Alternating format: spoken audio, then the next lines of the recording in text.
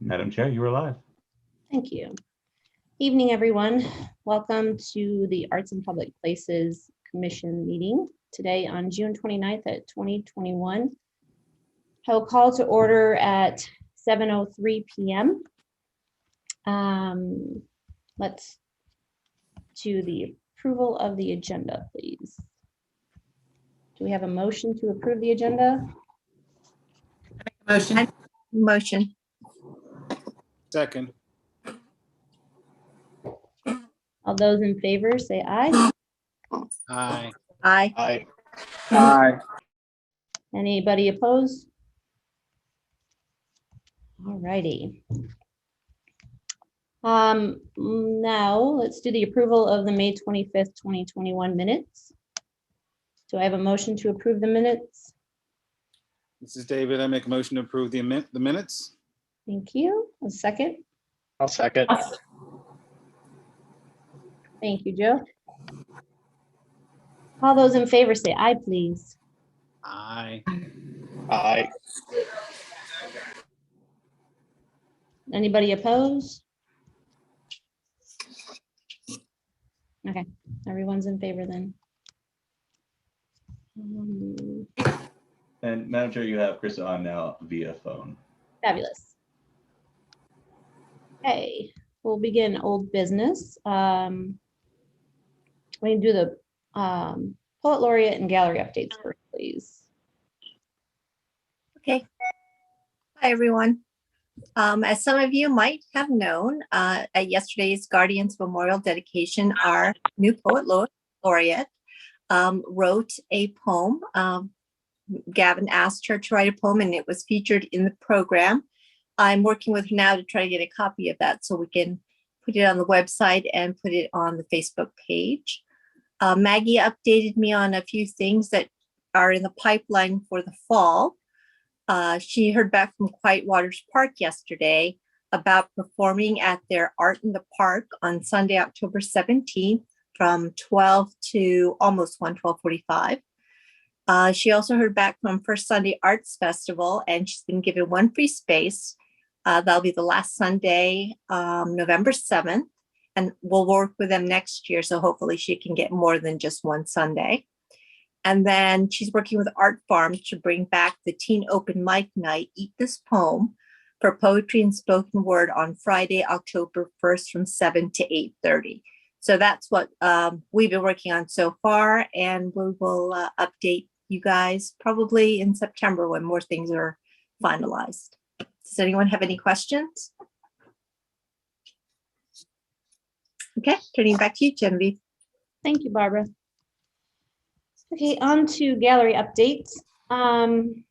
As we know, Elizabeth resigned, but I believe we have a meeting that is scheduled coming up with David and Chrissa and Elizabeth and I to go over all of the structure that Elizabeth had in place for doing the galleries and who's on the upcoming events. And as most of us know, that the City Hall opens on July 6th, so we will start hanging in there after opening. And I guess at our meeting with Elizabeth, we can talk about like who's next on the list and get that going, so we're ready to go once we get it, once City Hall is open.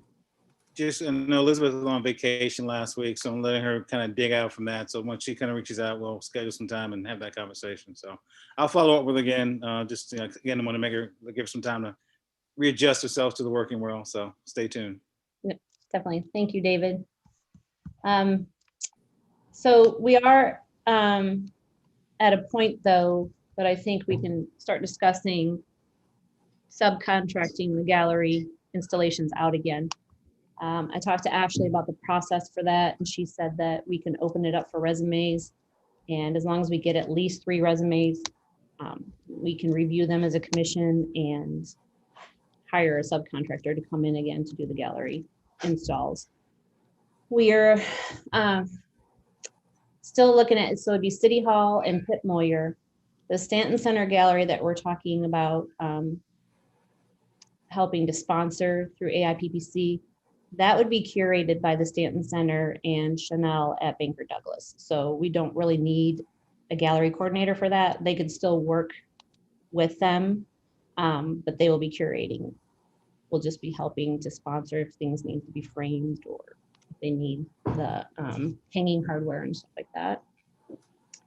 And then Damien at Maryland Hall is going to come in July. So I'll just touch base on this, that he did reach out and say that if we would like to use some gallery space at Maryland Hall as an AIPPC gallery, that we're welcome to, but I'll let him talk about that more in July, but I just wanted to give you that update. So any thoughts and discussion on opening it up for subcontracting? Is anybody opposed to that, or? I think that's, I don't think anybody here is going to volunteer, so that might be our only option at this point. Okay, This is Krista. I just wanted to say I think that's a really great idea. I know we talked about that a while back, and I'm glad that we're going in that direction. So I hope it goes through. I look forward to the meetings next week. okay. So I guess what we can do then is we can put a posting out and see if we get some applications, some resumes sent in for it. And then we'll have to decide, what that stipend is that we want to do. So right now, currently, we're doing 6 exhibits. Once we reopen, we would be doing 6 exhibits a year at each location. So there's 2 locations currently for us. So we need to have that discussion in July, what we need to appropriate the budget for to pay for that for a subcontractor. Any other thoughts on that? Nope. All righty. So Genevieve, any idea when the show will go up in the city hall? we have to meet with Elizabeth. We'll let City Hall know. Mitchell is waiting. He's on standby. So as soon as I know, I'll let you guys know. All right.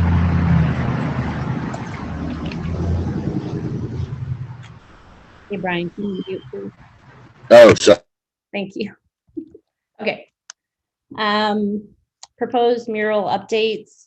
The taxi mural is ready to go. So they do have a installation date of July 18th through the 25th, I believe. And that's good. So we will have that project finalized by the end of July, hopefully weather permitting. And that's all I have for mural updates at this time. Grant updates. Does anybody from the grant subcommittee have anything? I think Cynthia has her hand up first. Oh, sure. Before we go on. I don't see the hand. Yes, thank you. Back to the next, the previous issue. Roxana Rodriguez of Caliente Grill. She has asked me about doing a show for Hispanic American Heritage Month. That begins on September 15th and goes to October 15th. She's very interested in collaborating with some activities and art gallery exhibits for that month. So just want to remind people of that month coming up, okay? Okay, yeah, we can, if you could get a proposal from Roxana of what they're looking to for programming, then we could look at it in July and possibly pull a vote on it if we wanted to, so they could have some sponsorship before September. It may be nice to discuss perhaps a budget for Hispanic American Heritage Month and what we'd be able to perhaps provide as far as funding some events. Sure. Karma, can you get that on the agenda for July, please?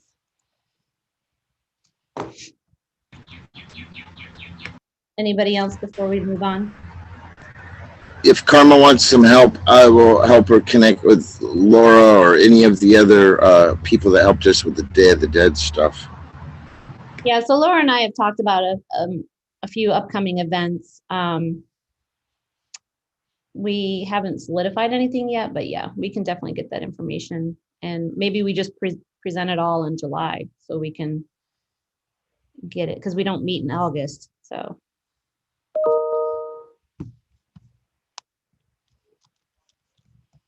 Okay, Just a reminder, once again, we don't meet in August, and Hispanic American Heritage Month begins on September 15th. yep, that's why we're gonna put it on the agenda for July. All right. We will move to public outreach. Oh, and then an additional thing for the grants, though, I want to backtrack. I think that it would be worth our time for Joe and Carmen to set up a meeting with April Nyman from the Anne Arundel Arts, because she does do a lot of grants, and so she's going to know where we can seek grants and what kind of grants that they can help fund AIPPC with too. So if you guys don't have her contact info, I'll send it over and you guys can reach out and set up a Sure. meeting with her. I think that would be helpful. This may be new business, but I don't know if you noticed or had seen that the NEA just announced new rescue plan grants, like a lot of. Oh yeah, I did see that. Yeah. So they just announced it the other day that one of the issues is they're due before we meet again. So they're due in like 3 weeks. And I'm not 100% sure that we are eligible. I think we are, because one of the things says that we have to be, I don't know though, an arts agency that is a unit of city or county government, which are we or are we not? Because if we are, yeah. if we are, then we're eligible. And the grants, it's the minimum grant is $150,000, and essentially that would be for us to then sub-grant. Essentially, it's just a big budget for sub-granting in the arts. So, All right. Why don't we get that information and then have Ashley look at it and tell us if we okay. apply for that. All right, I will send it to you. Thank you, Joe. That's exciting. Yeah, it's a lot of money. I mean, nationally, it's a lot of money. Yes, it is. Juneteenth recap.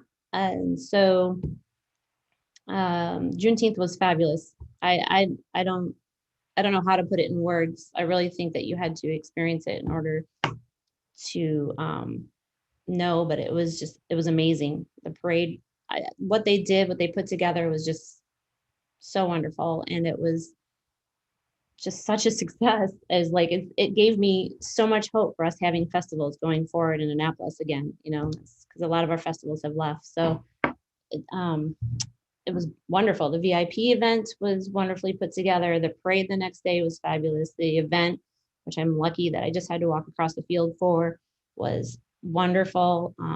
They had a ton of food trucks, 2 different stages, like I want to say like 100 vendor, tents, and just a massive outreach crowd. And then the education up along the track was wonderful too. So they did a fabulous job. That committee really just put an amazing weekend together, and I'm looking forward to them doing it again. I really hope it comes to be an annual thing. So we were a sponsor of it.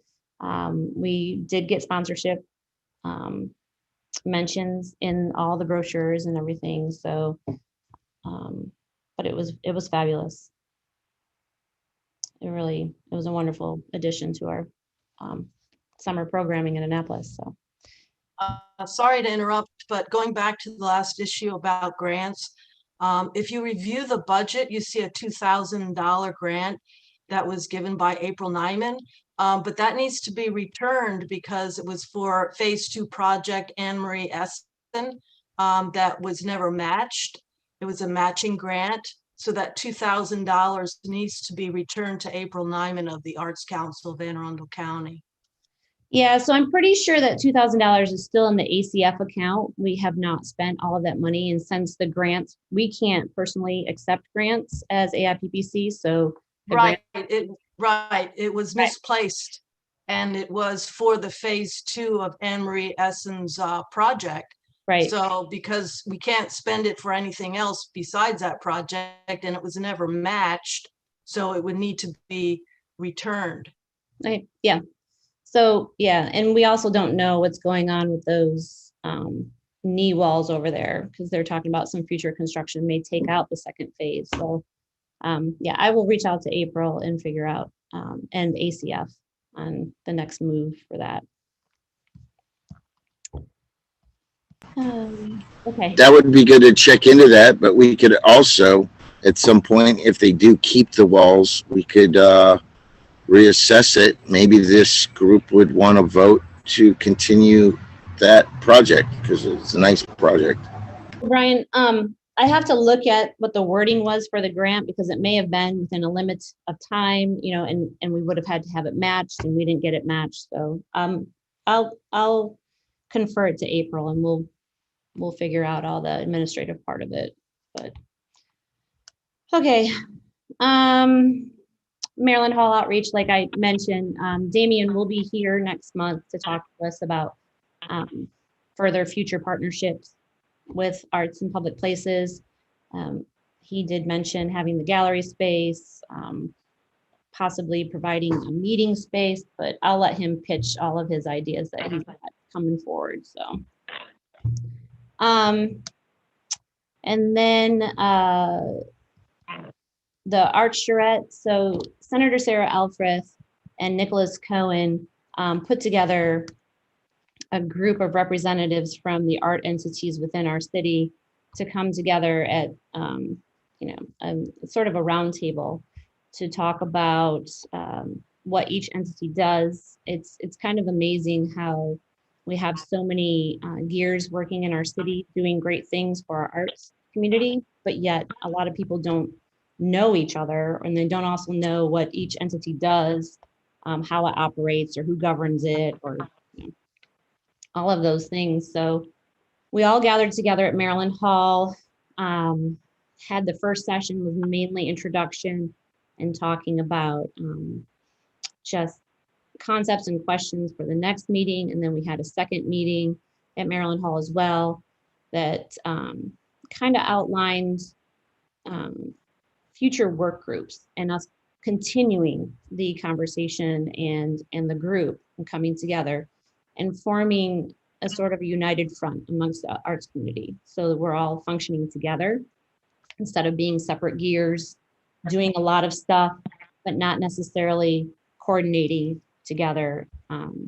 And for future projects and for a possible art master plan for the city, it does require a voice from each entity to be at the table to help with the planning. So that's what they're hoping to get out of this. And moving forward, the next meeting I think will be in July sometime. I don't have a date yet specifically, but April Nyman is actually going to be the leader of this this roundtable group that we're putting together. We've talked about reviving the name, The Soul of the City, which was the arts group that got together to help with the transition of the new mayor coming in and providing just feedback and a perspective from the arts community, what was lacking in services and what was working and what could possibly work in the future. So also leading that conversation is Darren and Allison and Damien at Maryland Hall, and I was there, and then Maddie from MC3, and we also had Inner West Street, the Arts District, Mitchell Gallery, I'm trying to remember everybody, the Arts Council, Arts Alliance, I'm sure I'm forgetting, Visit Annapolis was there, and so them plus others moving forward. We've mentioned like, well, Chanel was there from Banneker Douglas. So I know I'm probably forgetting people, but it a very large table, very large group of people coming together So we're hoping that it'll help strengthen our art community in going forward. So when we do present services that we need still in order to make it a stronger art city, provide more services to the underserved within the arts community, that we all come as a unified front and we're all have a common project that we're working on. So this is in the works and I'll keep you guys posted. Very exciting though. Genevieve, do you need a copy of that Soul of the City report? I have. I have one. So Allison did send it out to us, but thank you. Yeah. So, and it was good to see, because there are some things on there that have been established, but there is a lot more to go. So it is going to be presented, I think, at the next meeting for review to see how much of that is adapted into a future master plan and going forward. So, and then after those meetings, I'll bring the information back to all of us, and then whatever we want to contribute as a commission to the conversation, I'll bring it back at the follow-up meetings and add it into the master plan, how it fits. So, okay, any questions about that? Genevieve, were those meetings in the mornings more than likely? No, David, I invited you to every one of them. Yeah. I don't know. Going forward, probably not. We could probably schedule them in the evening. Like I said, I'm not the leader of it. April Nyman is taking the lead, but the next meeting is basically just mapping out the structure of these meetings. So I will present that as a possibility. So, and they will be open to other people to attend, like I said, like our council can come, Sarah can come back, Nicholas can come back and be part of the conversation, but they just won't be leading it anymore. April Nyman will be leading it with an entity from each, with a representative from each entity. This is Krista. I agree with David. It would be really nice if maybe they could alternate meetings, or, every 2 meetings or something like that. Maybe they start with the mornings and then maybe do one in the afternoon, however often you guys are going to have them. Yeah. Or one in the evening, so that people can attend. I had heard about it, but it just didn't hit my schedule right, or I would have loved to have been present. Yeah. Yep, I will present that and we'll figure all that out at the next planning meeting. So. All right. And then, David, I think you want to give the Jazz Beyond Borders. Yeah, let's see if I can get this up. Oh, sorry to interrupt, but to address this issue and not move forward yet. Brian, remember during the transition team and the Soul of the City subcommittee chaired by Julie Gibb, there was a very nice written report based, on the study group and the work group. And that is a very good template that could be followed, because it basically is covering the same issues that were discussed the last 2 Tuesdays at the Maryland Hall meetings. So we talked about that, Cynthia. We talked about how great that was and encouraged people to read it. Yeah. Right. So, providing copies of that written report from that work group, because that had a lot of valuable information and a lot of time, and the work group members spent a lot of time on that. And Julia Gibb did a great job and presentation at the transition team meeting. Yes. Yeah. And I actually brought that up at the first meeting, and Allison sent it out to everybody that was at these meetings. So they all have a copy, and that is actually what we are using as the template going forward, because why reinvent the wheel? We already have the research. The only thing with it is almost 4 years old now. So we will probably have to add or, check mark some things that we've already accomplished in the city, but it is definitely an outline that is being referenced. And Brian, once again, I gave you a report, the city of Rockville has a art in public places. It's called Art and Culture Commission. And they have a whole booklet about how Rockville does their funding and various other template suggestions. It was in your office, Brian. I dropped it off. Yep, I remember. Thank you for reminding me of that. Okay. David? Can we do the jazz? Sure, you got me in the middle of a sneeze. Hold on. Okay, we're good. Bless you. So, yeah, Jazz Without Borders is a sort of nonprofit group run by a lady named Paula Phillips out of Baltimore, Maryland. And her main goal is really to kind of bring jazz back to life. Due to COVID and other outstanding circumstances, a lot of the jazz clubs in the area have sort of folded or gone away or been transformed into a Starbucks. So she's instituted a thing called Jazz Without Borders, and essentially just, kind of highlighting local jazz musicians in the area. They have an event. I'm trying to read here. Let me see if I can get back to where I was. I think I lost it. Oh no, did I? They have an event July 18th, sort of a Great Gatsby themed performance with some vocalists and a whole group of folks. And that's happening at Mezzanotte off of Ritchie Highway. So restaurants there. They're also having an outdoor jazz festival in September at some point in time. But again, just bringing that to highlight to this group in case folks are looking for jazz venues that are without going to Baltimore or DC. So there's just some things going on in the city that I want to bring awareness to this group with, so that just spread the word amongst your friends that we're trying to bring jazz back. Yes, please. Hey, David, I love this. This is Krista. Is Bridget involved in, does she know about this, and could she include this on her Annapolis streaming websites and outreach? I don't know who Bridget is, but I'll be glad to. Oh, okay. I'm sorry. I'd be glad to meet Bridget and share some information with her. Just to. Yeah, we can have a sidebar maybe next week when we meet about the when outreach meets with Elizabeth about the galleries. We can talk about that, but I have some ideas on how to help promote that. I think that's great. Yeah, cool. No problem. Definitely. I think that's. And on that note, go ahead. No, I said I'm done.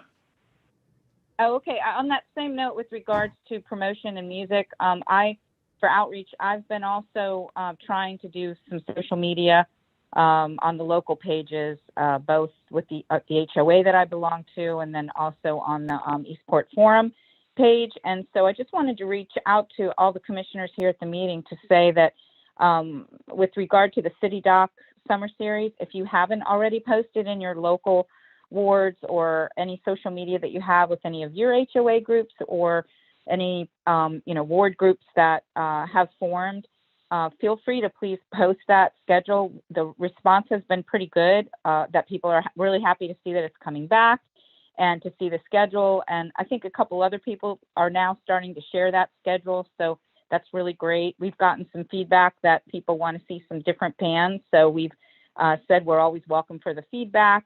That was just today. We got some feedback on that as well. And the other thing I wanted to ask was about, we had a question about the big community picnic. I don't know if that's on the agenda or not tonight to talk about that, Genevieve, but someone mentioned to me tonight, just before the meeting, they asked if there was a rain date, because I guess there's supposed to be some rain coming for Friday night, or is it just going to just keep going on kind of, even though it's hot and all of that, we might just have some rain. So just wondered if that committee had any ideas of what was happening for that big picnic. So as a rule of order for the majority of city events, we don't have rain dates. The only thing that Gotcha. Has a rain date is the fireworks, and then they just reschedule it for Monday. And then if it's raining Monday too, then there's just no fireworks this year. So Okay. as a general rule, but yeah, we don't have rain dates. Our contracts with all of our performers states that too. So, and we try to call it by 3 p.m. But if for some reason somebody needs an earlier call date, which we have like people traveling in for a couple of musicians had to travel in from DC. So we agreed to up the rate, the cancellation time. So we would let them know a couple hours earlier versus waiting. But yeah, no, sadly. And then we also. Okay, that's good. Yeah. I'll pass that on. We Thank had you. another question also about the food trucks and how many were there going to be? You know, people are talking about, do they bring their own food? Or I mentioned that there were going to be food trucks. Was that lined up for the big picnic? So yeah, so in the description, it does say that they can bring their own food if they like. So you don't have to purchase from the food Right. truck, but there will be 3 different food trucks there.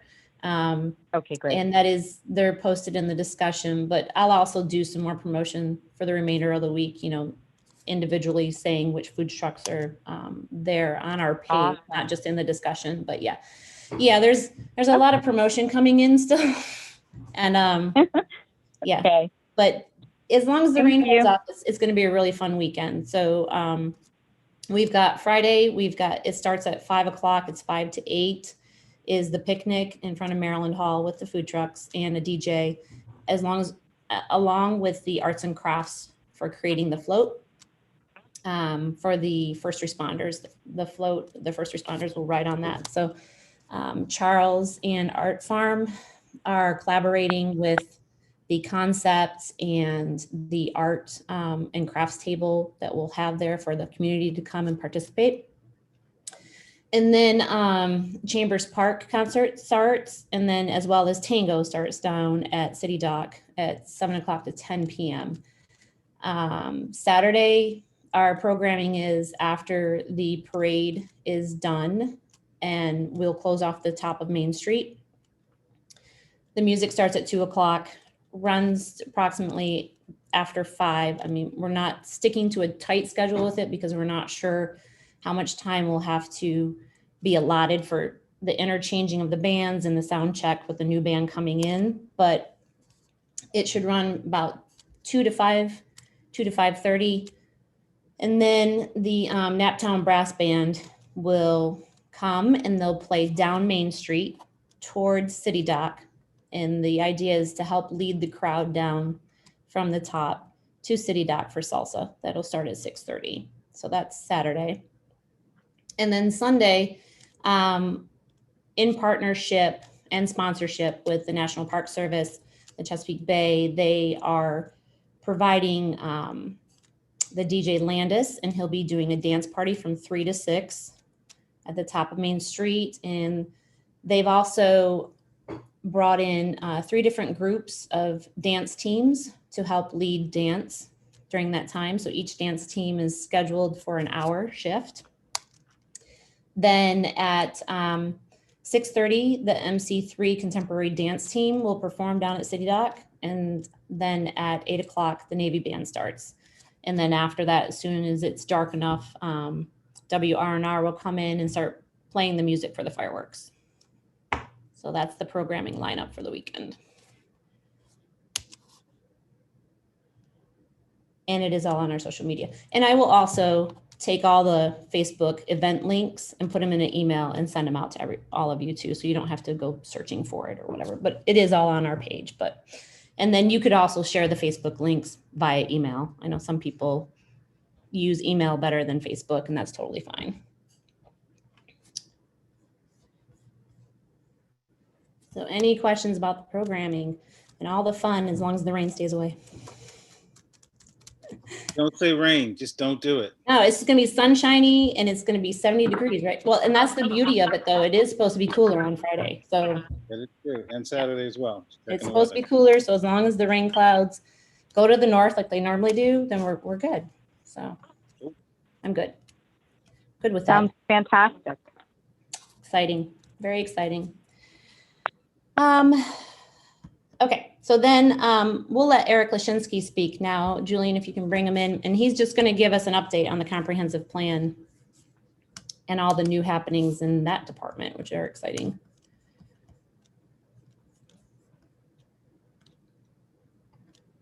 Hi, Eric. I'm going to give you the floor. Oh, sorry, I missed that. It's okay. There was a lag here. I may not have a great connection. So, well, Well, I wanted to join you all just to make you aware of the comprehensive plan update material that we've put on the city's website, and we're interested in getting comments from as many people as possible that can help us refine this material. So what we've shared, I'll go ahead and see if I can share my screen here. This is not the draft comprehensive plan document. This is the draft goals, metrics, and recommended actions, which is kind of the meat of the plan. And we're continuing to work on the plan document, which we hope to share in the early fall. So that'll look more like a booklet. This is a website. So the easiest way to access it is by, from the city's main page. There's a link at the bottom for comprehensive plan.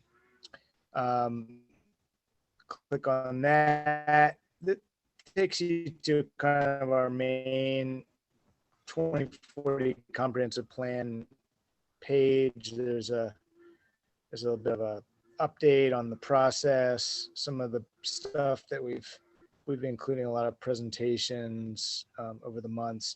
And then you just click on this link to the draft goals, metrics, and actions. That takes you to the dedicated website where this draft material is. And you'll see, on the left side, the 8 sections of the comprehensive plan are on the sidebar, and each of those has the draft goals and metrics and actions for that section. And, so we have some overview material here. If people haven't, a lot of this stuff should look familiar. If folks have been involved already, we have a schedule, and we have these case studies that we're doing as part of the comprehensive plan that look at specific places in the city that will likely redevelop in the next 10 to 20 years. And so one of those is the Spa Road site, soon to be former public works facility that could have some arts related program. And so you can go to that and chime in on one of those sites. In fact, I'll just show you that really quick. I won't detour into this too much, but I just want to show you and anybody else who's watching from home. The idea here is that these aren't sites where we're trying to necessarily steer development. These are just sites that we felt the comprehensive plan should try to provide some guidance on, so that when something does happen on one of these major sites, there's some idea about what the community is interested in seeing, or what the city, how the city could serve this site. And you can see Spa Road is one of those. We provide some, see a map pop up in a moment, and it shows you what we're talking about in terms of the site. This is the one site that's all city owned. The rest are privately owned, and there's no plans in the works, to our knowledge, on any of them. So we provide some background info, and then there's a survey at the bottom that you can fill out, and there's definitely plenty of space to chime in.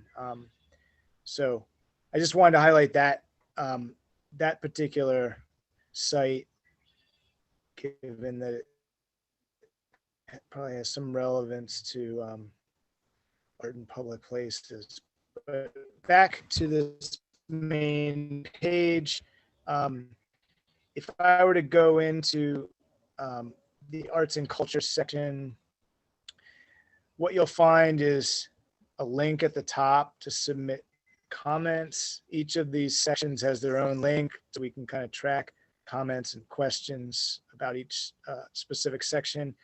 We have some exhibits here that are kind of some of the more compelling existing condition type information that are kind of guiding the goals and actions. And then if you scroll down, each goal, you can kind of toggle through. You'll see the goal, you'll see the metrics, and you'll see these actions.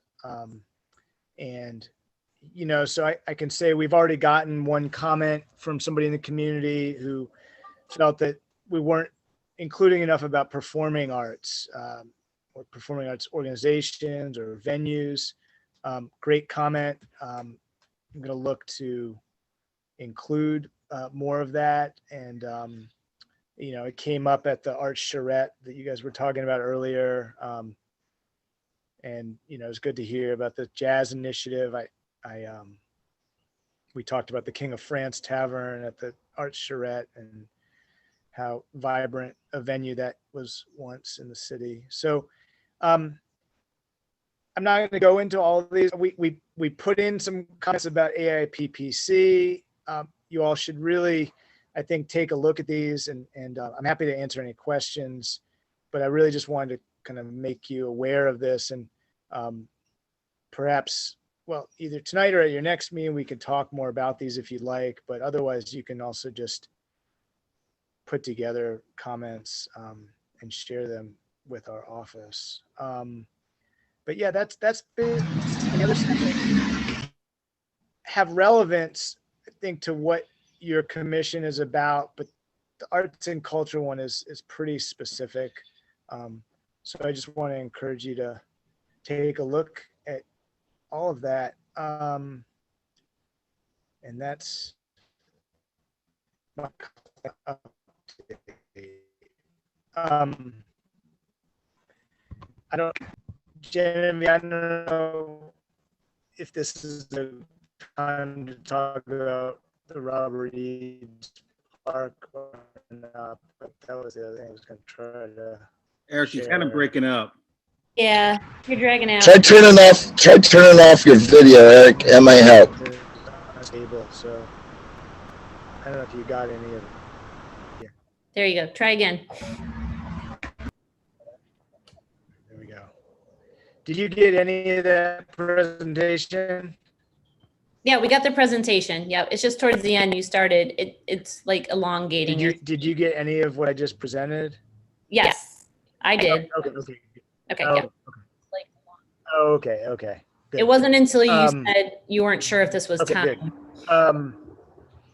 So, we're looking. Oh, yeah, I wanted to talk about the Robert Eads Park project. I didn't know Yeah. if this was the right time for that, but Yeah, go ahead. I'm happy to do that. Yeah, I Okay. think, go ahead. Well, the last thing I just want, yeah, on the comprehensive plan, we're looking for comment in early August, so there's plenty of time to chime in, even mid-August. I think if you guys wanted to talk about this at your next meeting, we could probably certainly make arrangements for that. But I'm going to share my screen one more time to see if this works. So you all are probably aware of Robert Eads Park, formerly College Creek Park. This is down where Clay Street becomes Glenwood Street, maybe Glenwood Avenue, actually. This is just a map of College Creek. This project is advancing pretty quickly. We have funding to finish the design work. We basically wrapped up the schematic design work, working with landscape architect Shelley Wrench. I've been kind of co-leading it with Teresa Wellman, our community development director from Planning and Zoning, and working with Brian as well, and some other folks from city departments. We've been kind of on hold with the design until the next fiscal year starts, but we're going to probably kick back into it in August. The park is dedicated to Robert Eads, local activist, from the community there. I didn't know him, but we're planning to have a memorial to Robert at the park. This is the schematic design for the renovated park, renovated and restored. There's not much of a concept for the memorial, but the idea was to have an artist involved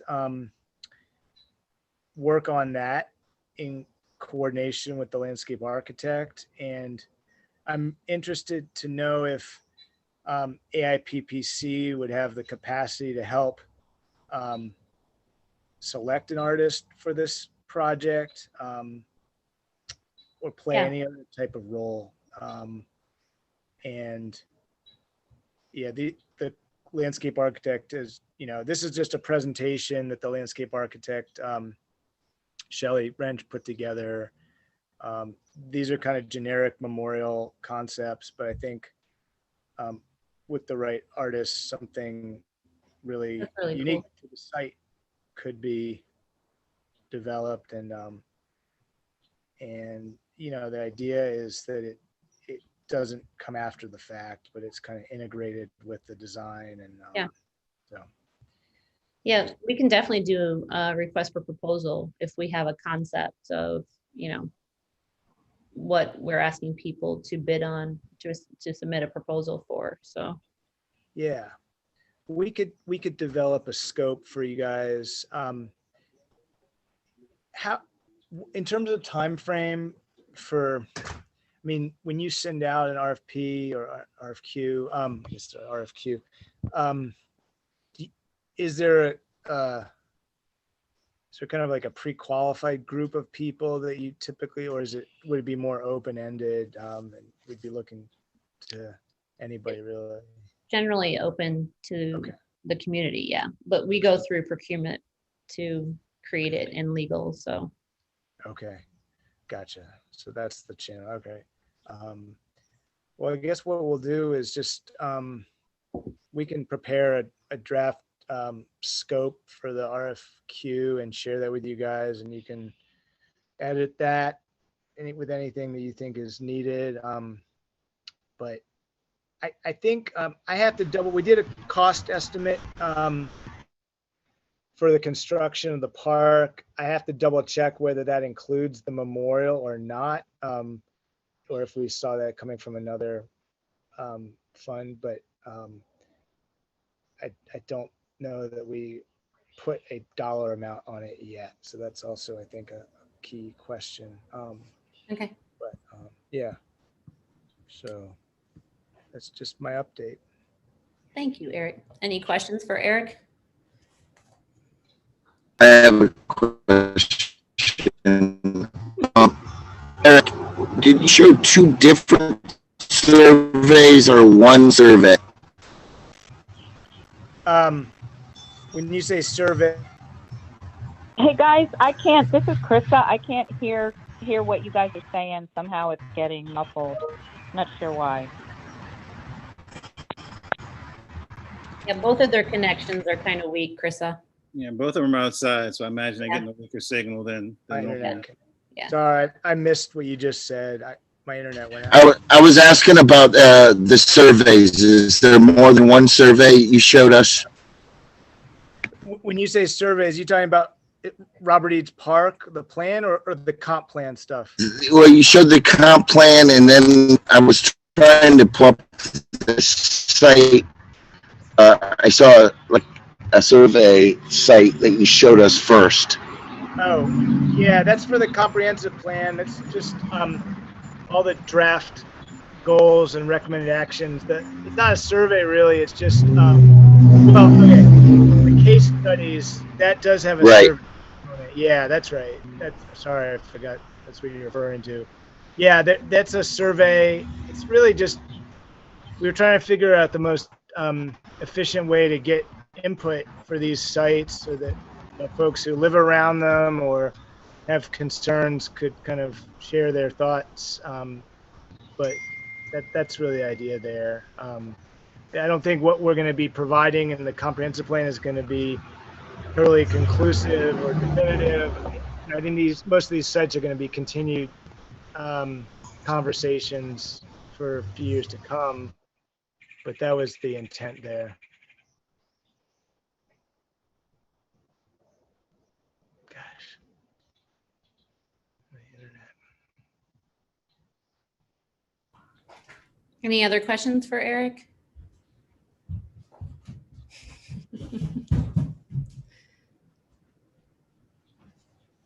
Okay. Thank you, Eric. And All right. we'll make sure that we all get on and do the survey, and I'll send it out again to everybody too via email. So, Thank you.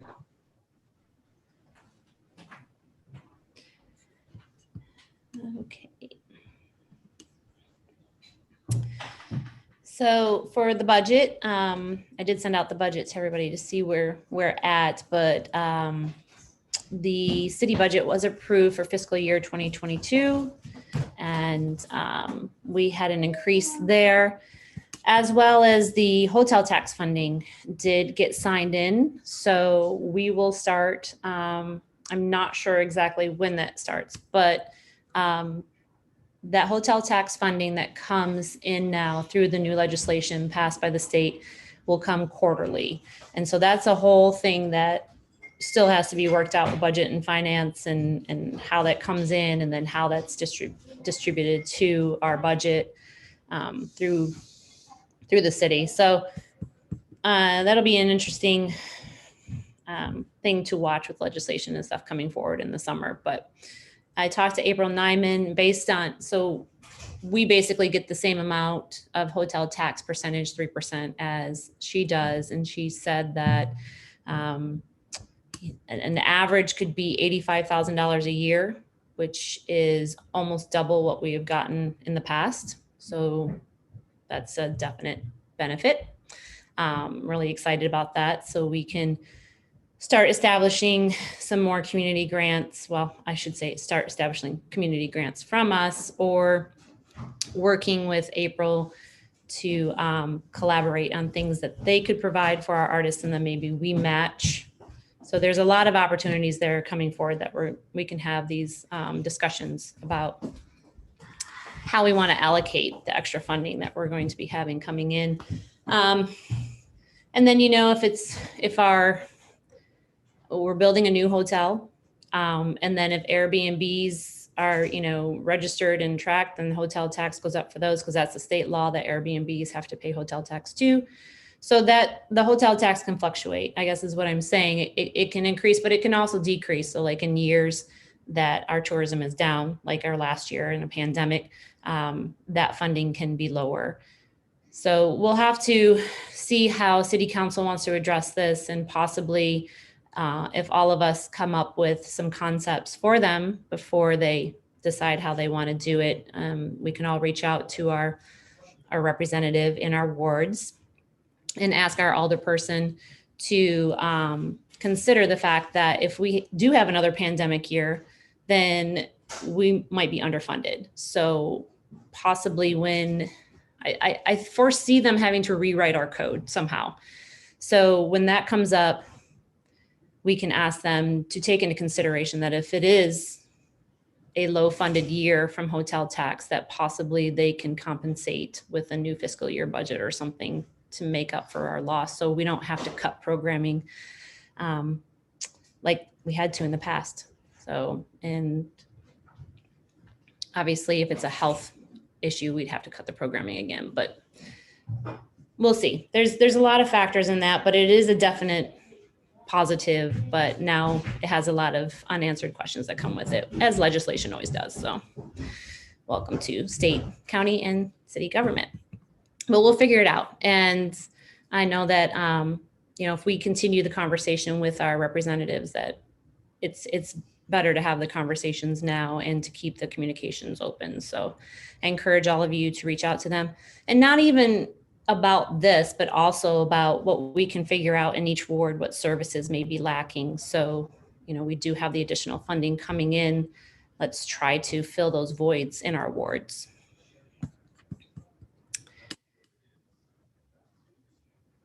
Let's see.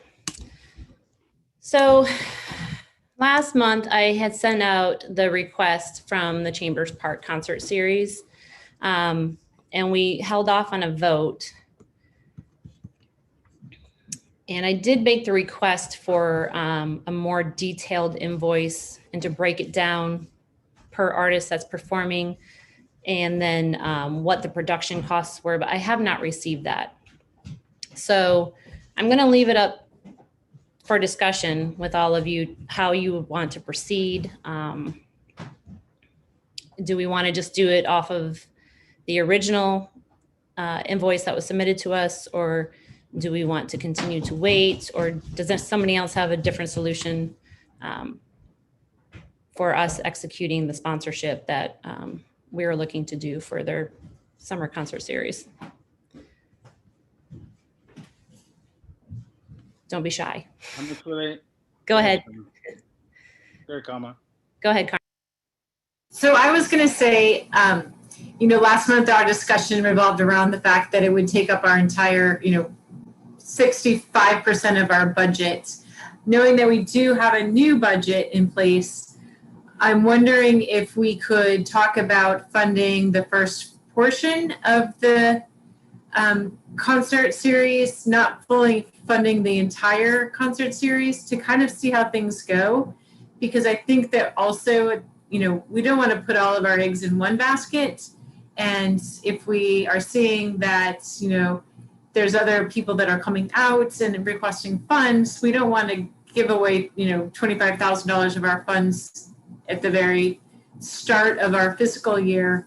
But I think that if we were able to say, okay, we can fund, this much for the first few concerts, and then take a look at it again, either when we meet back in September, or even in the July meeting, because they'll have had a couple of concerts by then. That would be my suggestion.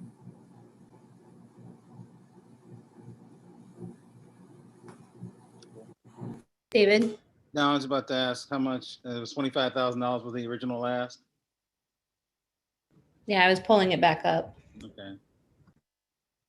Carmen, what are you suggesting for the first round anyway? I know we talked about that in terms of, again, not trying to blow in our entire budget, but, giving people money with the caveat that, when our money comes in, we can give you more money. Because I'm sure folks that wouldn't be mad at us giving money like installments, so to speak.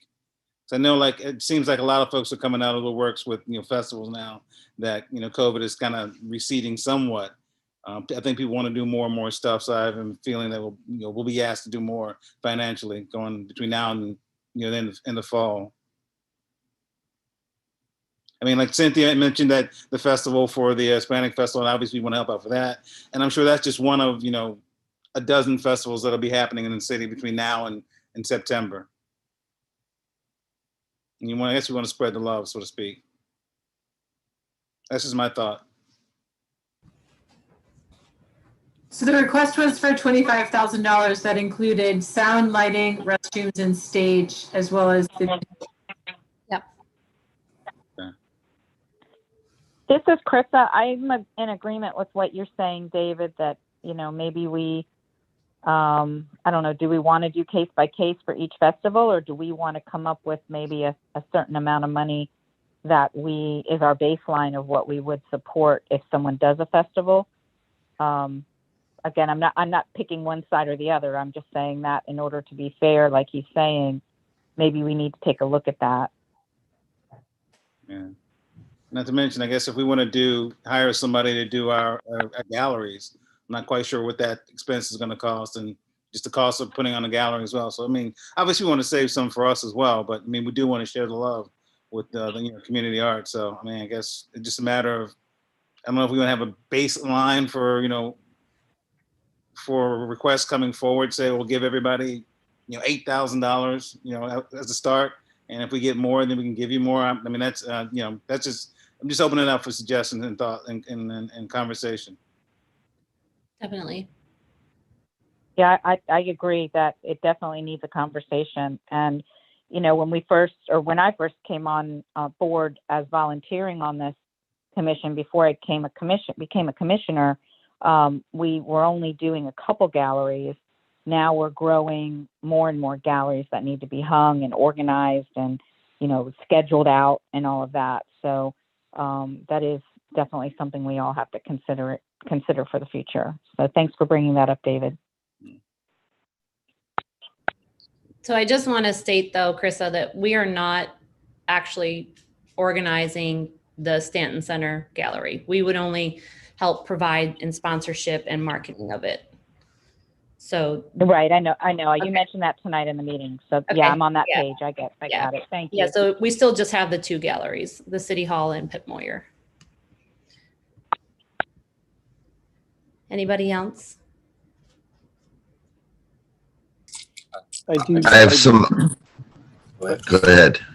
I do sort of share, just to echo something David said, I do think with things reopening, I can't imagine that we're not going to feel a bit more budgetary pressure maybe in the next year or so. And so the idea of thinking a little more strategically about the types of requests that we get or the types of event requests and whether we can message a little more predictably for people what the expectation should be.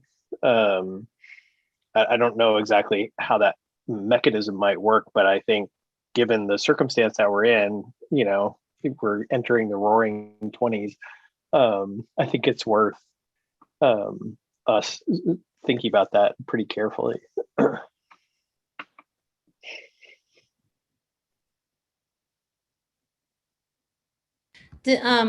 Karma, did you want to make a motion?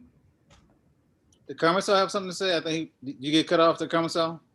Oh, Carmicel, I didn't see him unmuted. I'm Yeah, sorry. no, I was just saying that I agree with David that we should possibly give up, you know, something small up front and then kind of see on a case by case basis. Okay. And that is something too that I said in last month's meeting is that going forward, we should probably figure out, you know, we don't know our exact budget yearly, but maybe we can start to put out some figures out there. Like, you know, we allocate 5,000 for gallery and 5,000 for this, and then 5,000 for that. And then we have those repetitively each year unless we're underfunded. And then people can apply for that, you know, somehow we can open it up that way for the funding instead of kind of just the way we've been doing it with people just coming to us with asks, but we can kind of divide the budget up a little bit as to what we're going to allocate it towards, you know, fine arts, sculptures, music, whatever. And we don't have to stick to it, like as it's not a hard line. You know, if a project comes to us or if we have to put out, you know, a request for a new project or something like that. But I think we need to definitely start talking about the structure of the applicants and putting the money out. And we can talk about that more with Ashley about if there is a more structure to it. We did talk before, I know, and Ashley said that, you know, it's kind of when you put yourself into a box of only, you know, we're only going to spend $5,000 on gallery each year, then, you know, it kind of can cause some other negative ripples off of that. So I think it's definitely something that we need to figure out, like moving forward, how we're going to administratively handle the asks and allocations to each, and also to ensure that we are hitting each art category and it's not overly saturated in one year and then another, you know, the next year. So we need to be more conscious of it, I guess. Going back to Chambers Park, which is what we are discussing, institutionally knowledge speaking, we are strong partners with them. We agreed years ago to collaborate with them. We said we would annually support their summer concert series in Chambers Park, which is another park like Susan B. Campbell Park. It's a very well-structured, well-attended, very popular summer concert series. So just like we budget for Susan B. Campbell down in Ward 1, well, we have to remember we have another ward and a very successful concert series that we have agreed in the past to support. So this is not a new proposal. We were instructed by Ashley that they do need to annually come and ask and present their program. But I would propose at this time, and I'm making a motion to pledge $7,000 for their 2021 summer concert series that we will support, as you know, musicians and bands. That is part of our commitment. So if they want to use it for sound, we have to check with Ashley once again that we can use that $7,000 to help them with sound or perhaps with refreshments or food trucks. But I think we are committed to using our money to pay the musicians, the arts, performing groups, the bands. Okay, so I did open a motion. Do we have a second? Actually, I second it. I second that. Yeah, I was thinking like 30% is about $7,500 of their 30% of their asking is about $7,500. So $7,000 I think is reasonable to give them to support their. Let's make it 75 then, okay? Yeah, we have to go forward with this motion first Yeah. because it's seconded. I So, second. yeah. Okay, so we have a second on it. So let's do a roll call, please, Karma. Genevieve, Aye. David, Aye. Barbara, Aye. Joe, Aye. Thomasel, Aye. Cynthia, Aye. Trista, Aye. Karma, aye. Motion passes. Okay. And, next month we can revisit it again if we want to, give more. So, I think we should definitely still make sure we get the invoice from them, though, the detailed invoice. Yeah. Yep. Make sure that's before moving forward after. Yeah. Yes. yeah, if I get it, then we'll put it on the agenda for July. Cool. Genevieve, just for clarification, the 7,000 is for the musicians, the artists only, and it's not for sound, correct? That is, yeah. So it should be promotion of art Okay. somehow. And Ashley can answer this more because we've asked Ashley about, what our limitations are on spending and stuff. So I'll confer to her to explain it again. But there is a little bit of wiggle room. Okay, great. Because I think we're all in agreement that we'd like the money to go primarily for the artists, of course. Yeah. Production is necessary to go. Yeah, artists can't be heard if they don't have any sound, so they're silenced. Yeah. Is this, what was it we just voted on? Chambers Park. I thought we had a huge debate at the last meeting that we could not vote on this till after the performances or something like that. No. So, well, first of all, as a non-voting member, Brian, you didn't vote on it, but I didn't vote on it, no. yes, you're right. But the commission just voted to support Chambers Park. Great. No, what it is we can approve sponsorship, but the checks don't get paid until after the performance. So Got it. we would have to submit an invoice after each performance for the band, and then that goes to procurement, and then well, it goes to Michelle, and then Michelle sends it to procurement, and then a check goes out. So.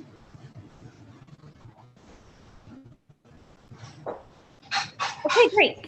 Thank you, everyone. That was awesome. We'll move on to new business then, if everybody's good with old business, or if anybody has anything else to mention about old business, now's the time.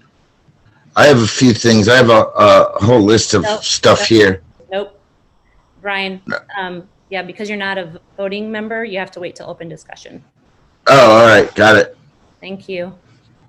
Sorry. That's okay. These Robert rules, man, I tell you. Get us every time. Okay, then if we're good with old business, then we'll move on to new business with Eric Evans and the art sculpture presentation.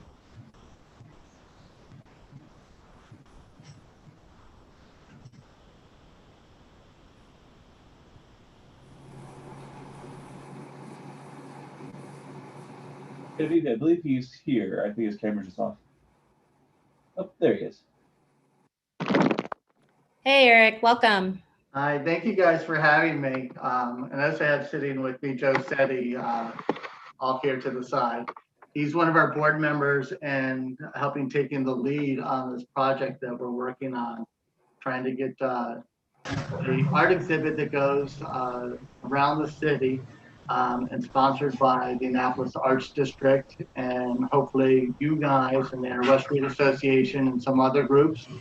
To bring about a dozen sculptures from David Hayes, who's a world-renowned artist who's had a PBS special on him. He's been at, has his work not only here in Annapolis at St. John's College, but he's Museum of Modern Art in New York and other museums.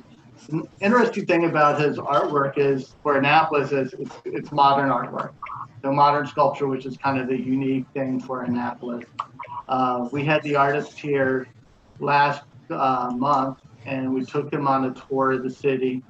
And the nice thing is about it is, you know, he does have roots here with having work in DC and work at St. John's, and he's done an exhibit at the Mitchell Gallery. But he also wants to use his foundation to put some of the artwork in neighborhoods that traditionally have not had public art or a lot of public art. So I think it has this opportunity to kind of bring Annapolis together as they take a tour of Annapolis to see about a dozen sculptures that would be on loan for a 1-year period.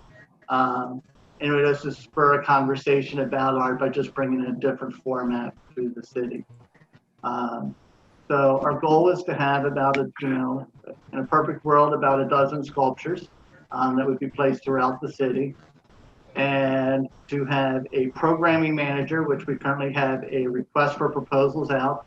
So if you know anybody who's interested in being a program manager for it, please go to the Annapolis Arts District website where they can apply and present their proposal, so that we can do arts programming around the sculptures. So maybe, we bring kids to help build the sculptures when they arrive.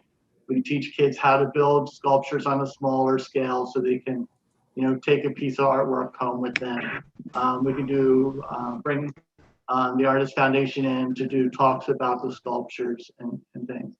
And then we also want to make it a marketing piece around it. So, it brings people to Annapolis not only to see the sculptures, but we can talk about all the events and the public performing arts venues that we have in Annapolis, and really just kind of promote Annapolis on the regional stage as an arts destination.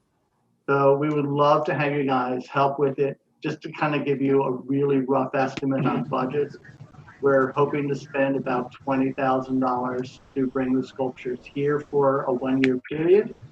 We're hoping to spend about $10,000 on programming and maybe another $10,000 on marketing Annapolis as an arts destination for people to come see the sculptures. And we would love to have you guys support both financially, and also we're looking at city property where some of these could go. So some of the city property areas that we were thinking about was Westgate Circle, and also the Robert Eads Park, and maybe some of the street end parks in Eastport, maybe down at City Dock. So we wanted to have that conversation with you guys. We're looking at a lot of the arts organizations in the area as host sites as well. So we're thinking like, Bates Middle School, Maryland Hall, the Bates Legacy Center. We're thinking about Studio 39, MC3, also some of the locations, the Design District. And we're open to ideas, but really just depends on how much money we raise on how many sculptures that we can bring to Annapolis. That's kind of it in a nutshell. I know you guys have been on here a long time. You guys kind of confused me a little bit by having Eric from Planning and Zoning on here earlier. I thought, they're starting to talk about me. Nope. So I went back to another project. But I'm open to any questions. I know Brian got to meet the artist and go on some of the when we had him here as well. Yeah, I met him too. Jimmy got to meet him that night as well. I did. Any questions for? I guess depending on funding, are you trying to do this piecemeal, or are you trying to do this in one big fell swoop and kind of get all 12 pieces together before you do the installation? So what we're going, our goal is to bring 2 or 3 pieces here this summer, so that we can kind of whet people's appetite and help with fundraising. And then this September and October, we kind of kick off the year exhibition and try to have all the rest of the pieces that we're going to get here this fall. And then have the show kind of run from September, October this year till next fall. Got it. Okay, cool. Thank you. Yeah, so hi, I'm Joe again. Nice, I recognize some of you. I was the executive director of Small Museum in Alabama a few years ago, and I got to know David Hayes and the we did a show in Dothan, Alabama. He has done shows in other cities. We did a 25-piece show across the whole city for a year and a half. It really united the city. We were able to put pieces on public, private property. We basically asked different organizations throughout the city to sponsor a piece, and that's kind of what we're looking at. Sponsorship of 1 or 2 pieces. You could help us cite them, but the installation will be from September, October for a whole year. These prices include insurance. The artist comes and sets up the pieces, helps us install them. We will cite them and curate the show based on the input from organizations such as yourself. If you decide you wanted to sponsor, say, a couple pieces and you had selected sites that you would like to see one, then we would work with you all on putting it in that certain area. The Hayes organization, the Hayes Foundation, has offered, as Eric said, to actually give us a few pieces at no cost. To the Federation would give the pieces to the city of Annapolis to put in areas that have not normally seen sculptures. So we could really go out and reach areas in the community that normally we wouldn't consider placing, art in. And this would really tie the community together. Again, we did this in Dothan. Dothan is a large city down in southern Alabama, but we had a lot of diversity. We put pieces all over the town. We had a sculpture trail, and it really united the people in the city. He's not a local artist, and it is a modern piece of work, but what we look at doing is we could whet people's appetites. If we do programming for the next year, we could work with local communities, local arts organizations, and we could talk about, we had young kids come to the museum and they were working on modern sculpture using styrofoam. So, we could use this as an opportunity to expose the community to the different kind of media, arts media, and really use this as a stepping stone. And it's only here for a year. We're not buying the pieces permanently, so we don't have to worry about getting long-term agreements in place. It's really something to bring something different to the city, to expose and unite the community. That's why we'd like to go across to Eastport. We really like to bring it all. It'd be great if we could put one in each of the wards. It really could unite the city. We could have a Annapolis sculpture trail and explode, the whole city with art, and we could really do a lot of programming. So that's kind of our plan. That's our vision. I'm the treasurer of the Arts District. We already committed. We committed $10,000 up front. We already sent that to kind of be the baseline for the show. So we're committed to going this way. Our goal now is to raise the other funds and to find other sponsorships. We're going to talk to the Rotary Club and things like that, but we really want to bring in arts organizations, especially the importance that you guys have here in the city, the presence and the track record that you have already for bringing great things to our community. So we hope we could do something. Yes. I have a quick question, Eric. When you were talking earlier, you kind of threw up some numbers, wanting to get them down. And you said 20,000. Does that cover all the sculptures you hope to bring, or is that the initial 2? That would cover the cost of the sculptures. Okay. And then 10 for programming and 10 for marketing? Yes. Okay. Thank you. That would bring about 7 to 10 sculptures, and then we could also get 3 to 4 donated sculptures by the foundation if we could find areas that we could put them in. So we could have up to 12, like Eric said, up to 12 sculptures throughout the community. Obviously, if we raise more money for sculptures, we would be able to put them in additional wards, which we would think would be really cool if we, could raise extra money and have them in all wards of the city, but it really just depends on how the financing comes out. I have a question, Eric. Is there a theme to the sculptures, or are they just sort of random, or? They're all modern art sculptures. I would encourage you guys to go to the Annapolis Arts District website. There is a page we've set up for David Hayes. You can click the link there and watch his PBS special if you like, and get a little bit of his bio on there as well. He also has a book that just kind of give you an idea of what the sculptures can look like. I was probably looking at a little whited screen on your guys' computers, but Did you get the proposal with the pictures of the sculptures? Yeah, I think I did have to look through that a little bit clearer. So, Yeah. okay, so those are Yeah. those are the actual Yeah. sculptures. Okay. Yeah, they're mostly metal sculptures. Some are large sculptures, some are, he calls them totems. They could be small vertical sculptures that would be, say, better on the sidewalk. Larger sculptures we could put like in a traffic circle. He has sculptures that we could hang from trees or from, a building entrance. So he really has multiple kinds of sculptures. Additionally, he has works on paper and small motifs that he would loan us during the year if we wanted to do like A gallery a show gallery or show, something. or we wanted to do a talk, an artist talk on these type of works.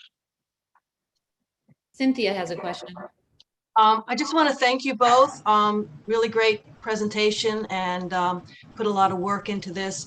And just for the everyone, you can flip to our catalog and look at the David Hayes sculpture on the St. John's campus to see a quick example of what his art is like. So it's in our catalog under Sculpture, St. John's College. Thank you. Yeah, he's I have- Go ahead, Kamisal. So I'm on his website. I'm looking at some of his work, phenomenal work. But would he reach out or be doing a survey in certain communities that be placed to get community input, or would this be something that's just kind of concepted by him and then and placed? Well, unfortunately, he's passed away. So the Oh, works okay. are, the works are by his foundation. So if we have a site, say a site in an area that normally doesn't have these type of works, if you had an area, a park, somewhere specific, we could cite that. We could go then work with the foundation, and we could go through the catalog, and we may be able to find a select piece of work that could best fit that environment. For instance, if it was a smaller place, if it was, again, it could be hung from the tree. The beautiful thing about this is he's up in Connecticut, foundation's in Connecticut, and he's only 5 hours away. So we really have access to, to a lot of his works. And he'll be back in town again and later in about mid-July is his goal. So that, if we need to take a look at a particular site or anything, we could work that into a schedule, and he's here visiting us in July. He's offered, I think some of you met him, but he could also do a Q&A, or he could even be available if you guys had any questions specifically about him. Yeah, we were able to really, again, I'm going back to my experience with the foundation. We were able to cite, like in front of the Boys and Girls Club, we did a certain piece that we thought kind of, it looked like kids dancing. We kind of were able to pick certain pieces that kind of met, we really try to curate the show. Right. Just like you all do when you're looking at a specific venue. So if there's an area, that we really wanted to try to build something, So- he has a lot of depth. And with the programming too, we're hoping not just drop and run kind of thing, where a lot of times you see a sculpture goes up and then it kind of just, I don't want to say gets abandoned, but there's nothing that happens around it. We would like to have programming around it. So, if you have a sculpture in your neighborhood, you come to a gallery talk, or you can come and do a kids art project or something, so you can understand more about modern art. You can learn more about the artist. You can learn about your own creativity, and so that we can expose more people to the arts. And reaching a diverse group of different income levels is really important to the foundation that we're working with. We also brokered a deal with him that he's going to put, what is it called? UF codes on it or something, where you could like QR codes. QR codes. So he's going to actually tag the sculpture so you could, hit it with your cell phone. You get a little history on the piece, because we thought that was important. So again, I know you're all busy, and we have a couple board meetings every month as well. So, but we'll open any questions. If I can't address them, I can have the artist foundation contact you directly, or we can work together. So I have a question, and it kind of plays off of Kamisal's question about the selection of the art and where it's going to go. I'd like to open it up that if you are putting it in a community or a particular spot, that the people that live within that community could have a say and have a couple options to choose from. I have seen some of the comments online, so I think that would be a good way for you guys to combat some of the comments about the selection of the pieces. And so if, you know, the community felt that they would have more of a say about the particular piece that they're going to have in their neighborhood, I think it could be more receptive. And I expect, because, you know, there was an article that's already come out about the sculptures coming. Doing modern art in Annapolis is going to get you comments both positive and negative, because most of the artwork that seems to go up in a historic town like Annapolis is of dead people, you know, and it's historical related, you know, so it's very conservative artwork a lot of times. And so this is going to be really different for them. And I think it'll help open up discussion. So, you know, if we're able to put one up, let's say in Westgate Circle, where you guys are going to be putting a future permanent artwork piece, you know, it'll get that conversation going about what people love and hate. And if people are talking about artwork, whether it's positive or negative, it's kind of doing its job. If people are ignoring it, you know, then maybe it wasn't the right piece for the site. So I kind of look forward to the discussion, and I know it's not going to be all positive. Yeah.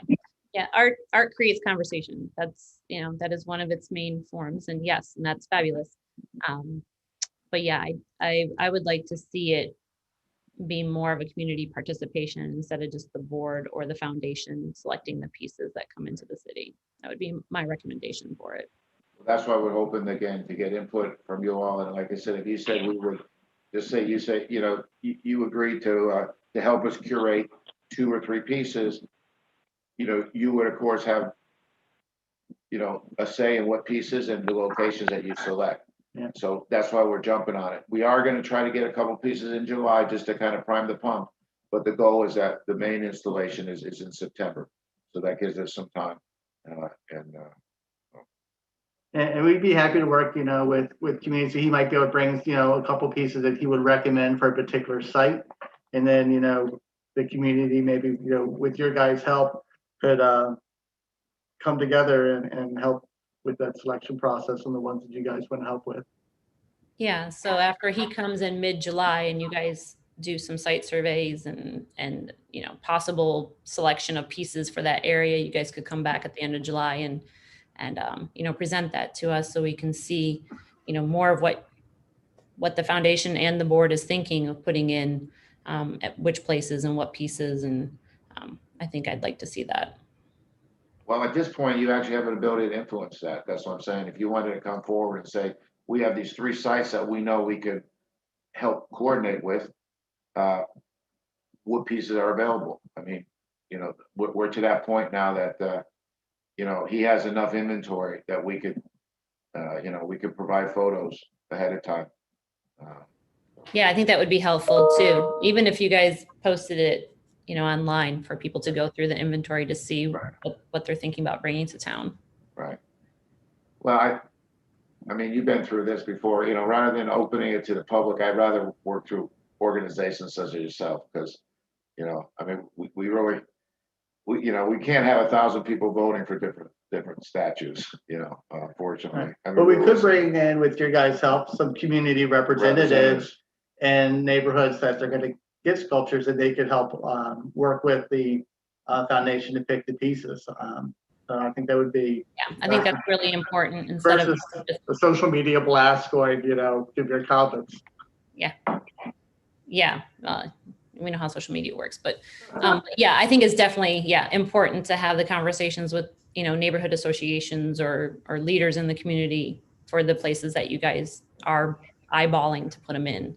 And then I think, because just the more communication and education on it, I think will help with the comments that are not so positive. So anybody else have questions for them?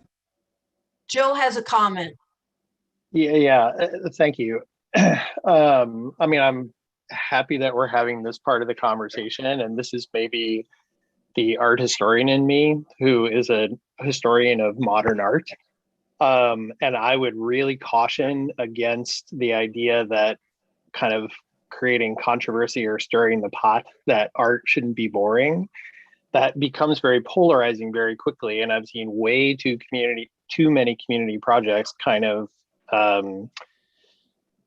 go negative around kind of modern or abstract art over exactly the issues that we're talking about right now. So I would just encourage in the strongest terms kind of a community up approach rather than kind of us as representatives of the city deciding where the pieces go.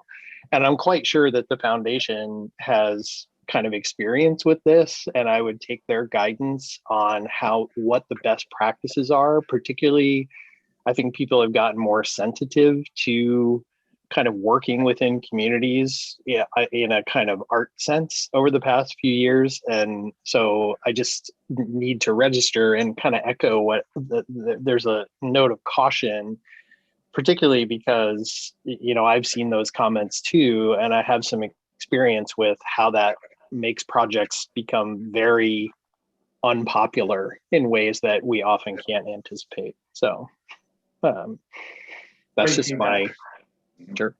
Yeah, thank you. Thank you, Joe, for your expertise. Anyone else? Okay, thank you both for presenting and discussing this with us. And I think it is a conversation that, we can definitely continue.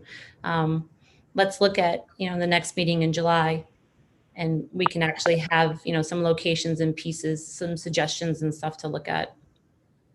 Thank you, Great. guys. Thank you for your time. We appreciate all of you. Thank you. Have a good night. Good night now. Karma, you want to do the WACA? WACA. To say WACA.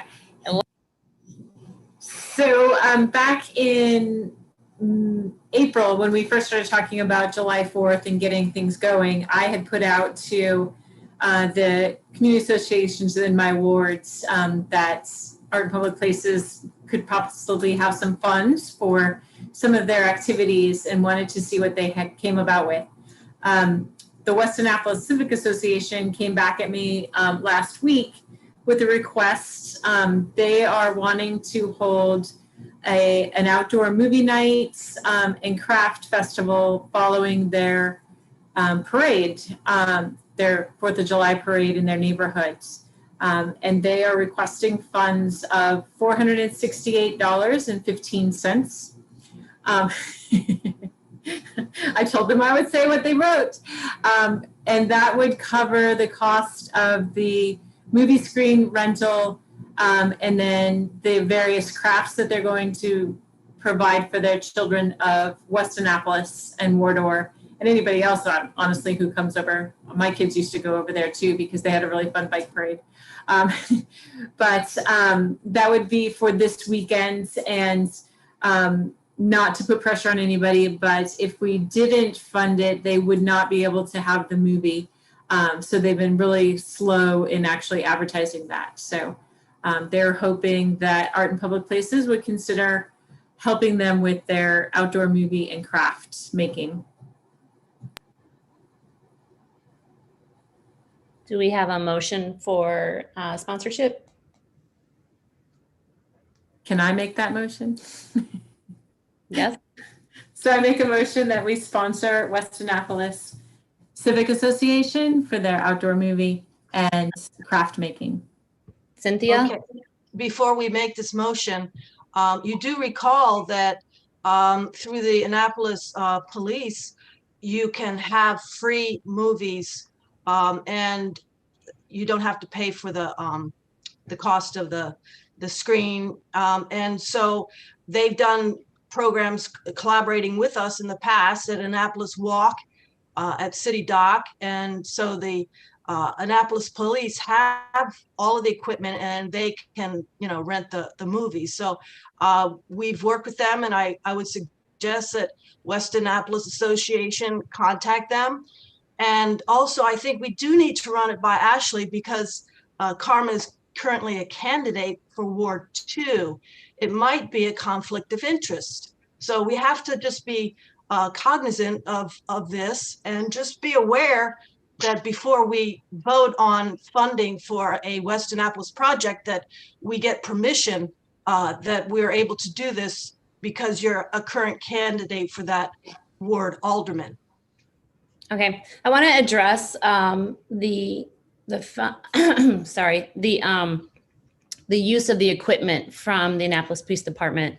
I did reach out to them early on when we first started talking about this. It was either April or May, and due to staffing and the fact that it would be all hands on deck this weekend, that they cannot offer the equipment and run it and operate it this weekend. They do not have the staff to do that. So that is not an option for this weekend. And that is why West Annapolis is looking at renting their own equipment and looking for sponsorship for the movie night. What about a different weekend during the summer and schedule it later on in the summer, not just on a weekend that has a lot of events already scheduled?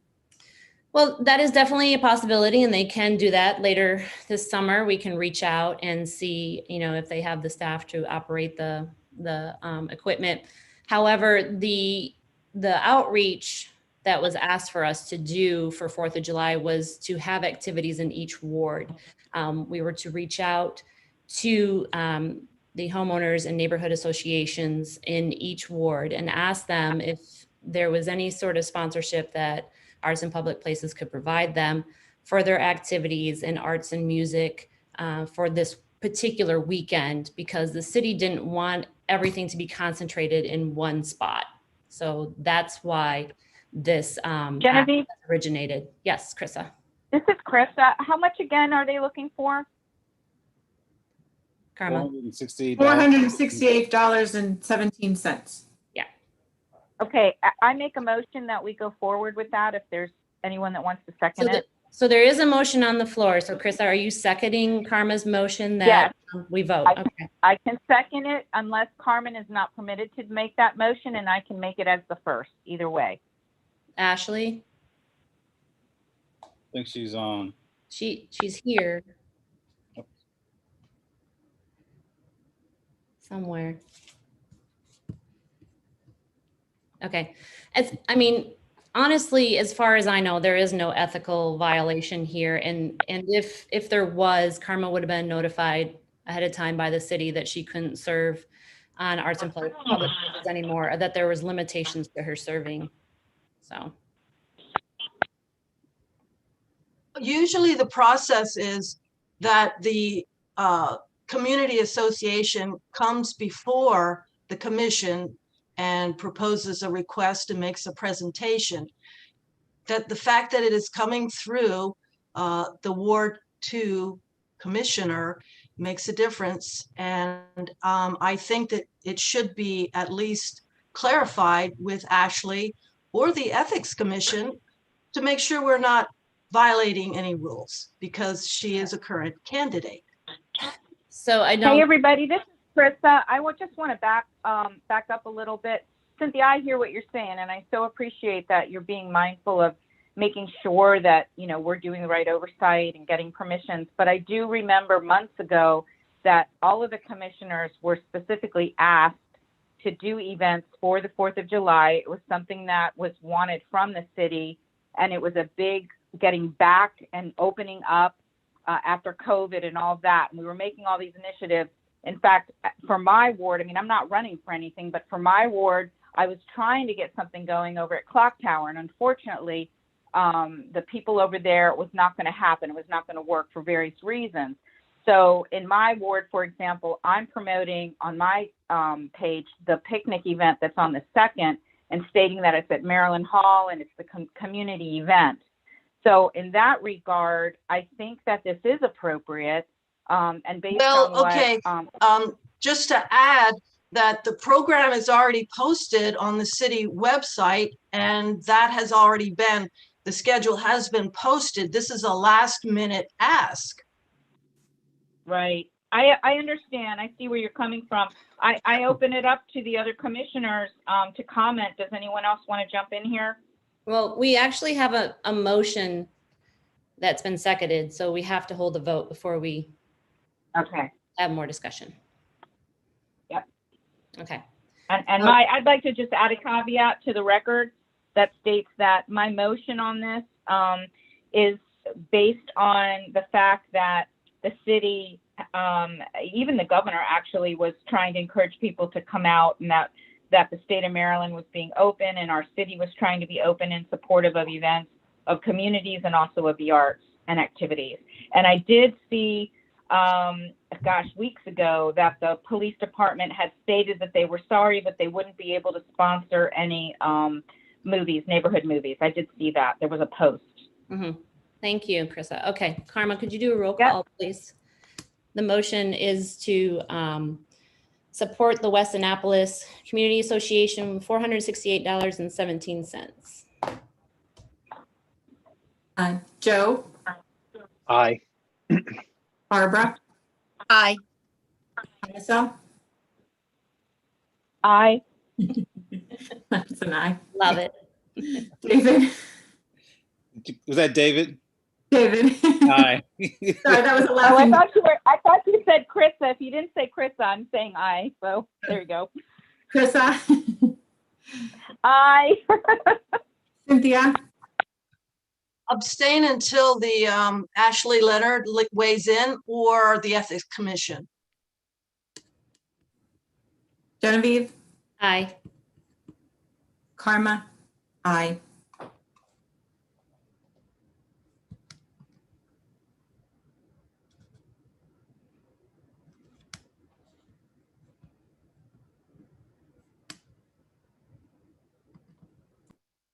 You're muted, but it passes. Motion passes. Thank you.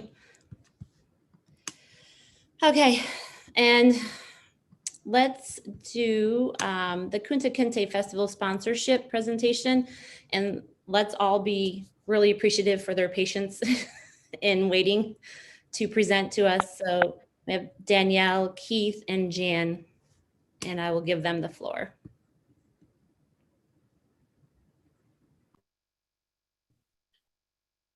Good evening, everybody. This is Keith. Danielle and Jan, are you there? There they are. Welcome. Thank you, guys. Hi. Thank you.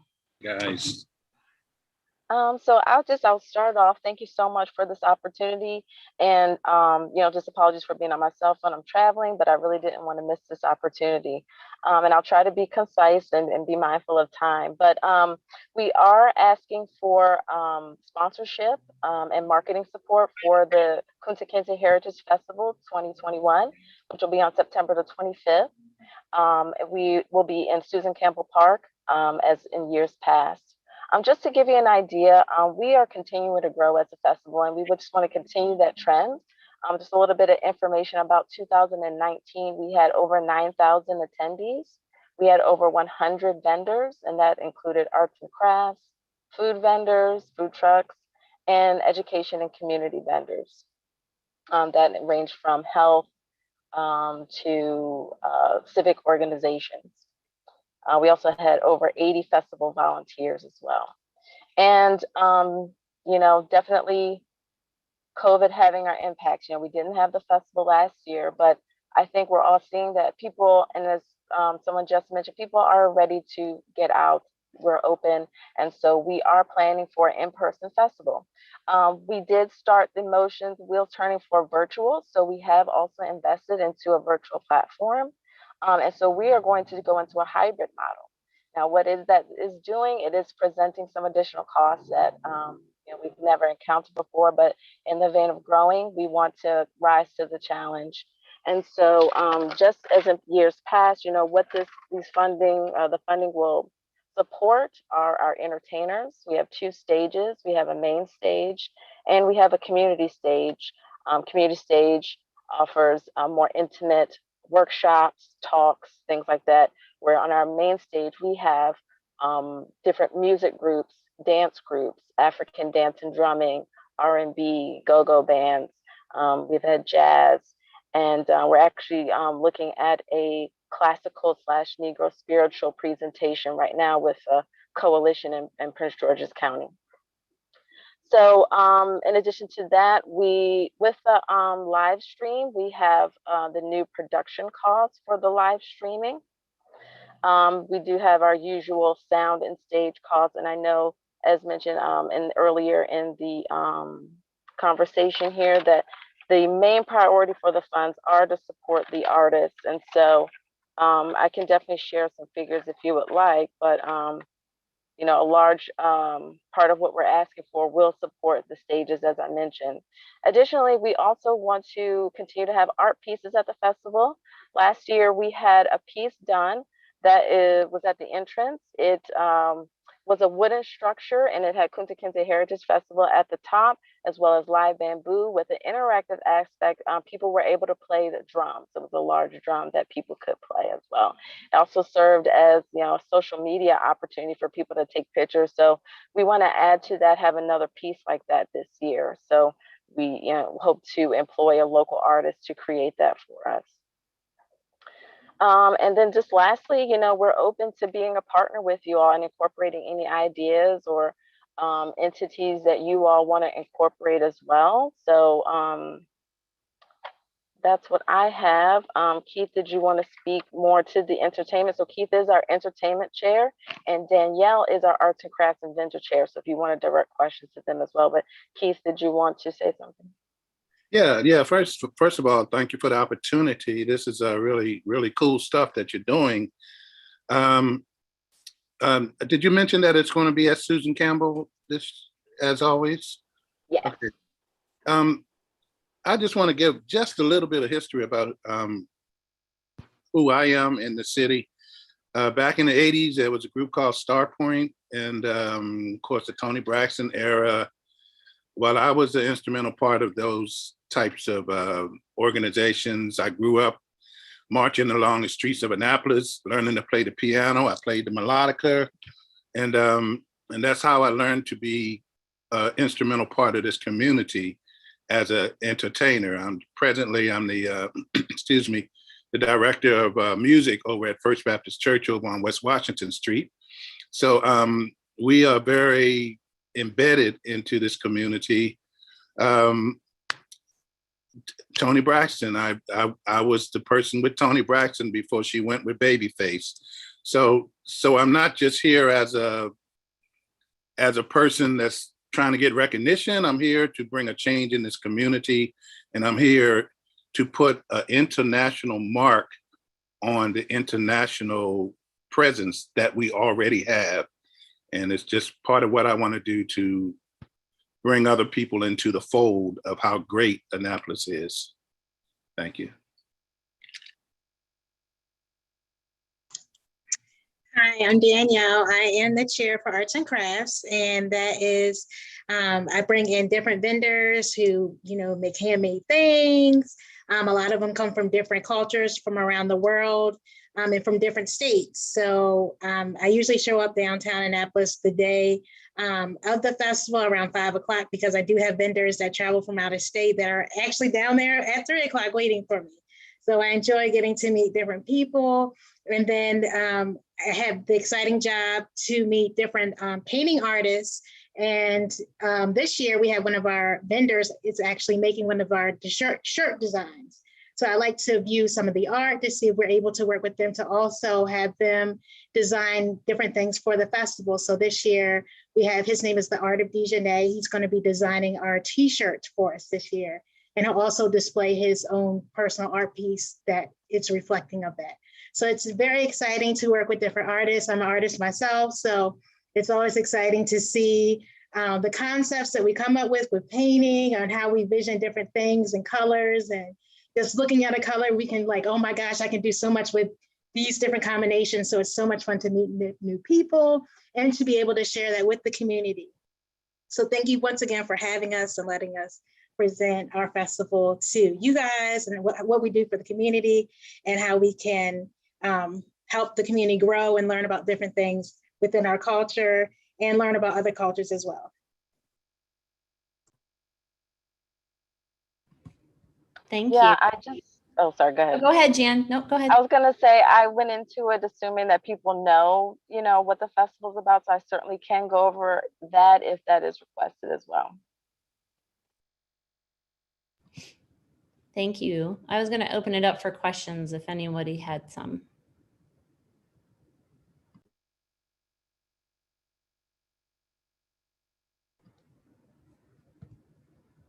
Nobody? That's amazing. All right. Well, you know, I've been involved with the festival for a while, Yeah. so I got enough questions. I was like, David's been there firsthand. So, so as far as the art section of the festival, do you have that broken down to what music and the arts and crafts and stuff is your expenses for that? Yes, so projected, because like I said, we are trying to grow here a bit, but this is not far off from 2019. Our main stage entertainment is approximately $10,000. Our community stage entertainment is approximately $1,500. We are able to offset that because there's a lot of in-kind, donations that we get with that. The entertainment stage and sound with the live stream is going to be approximately $10,500. And as Danielle mentioned, we do have t-shirts made, and we do have an artist to create the design for us. Merchandise is approximately $2,000.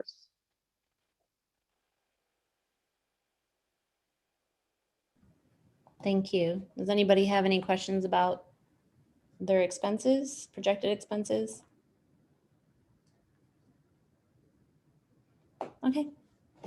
Well, thank you, all of you, for joining us tonight. I really appreciate you guys coming, and we look forward to working with you. And you said it's September 25th, right? Correct.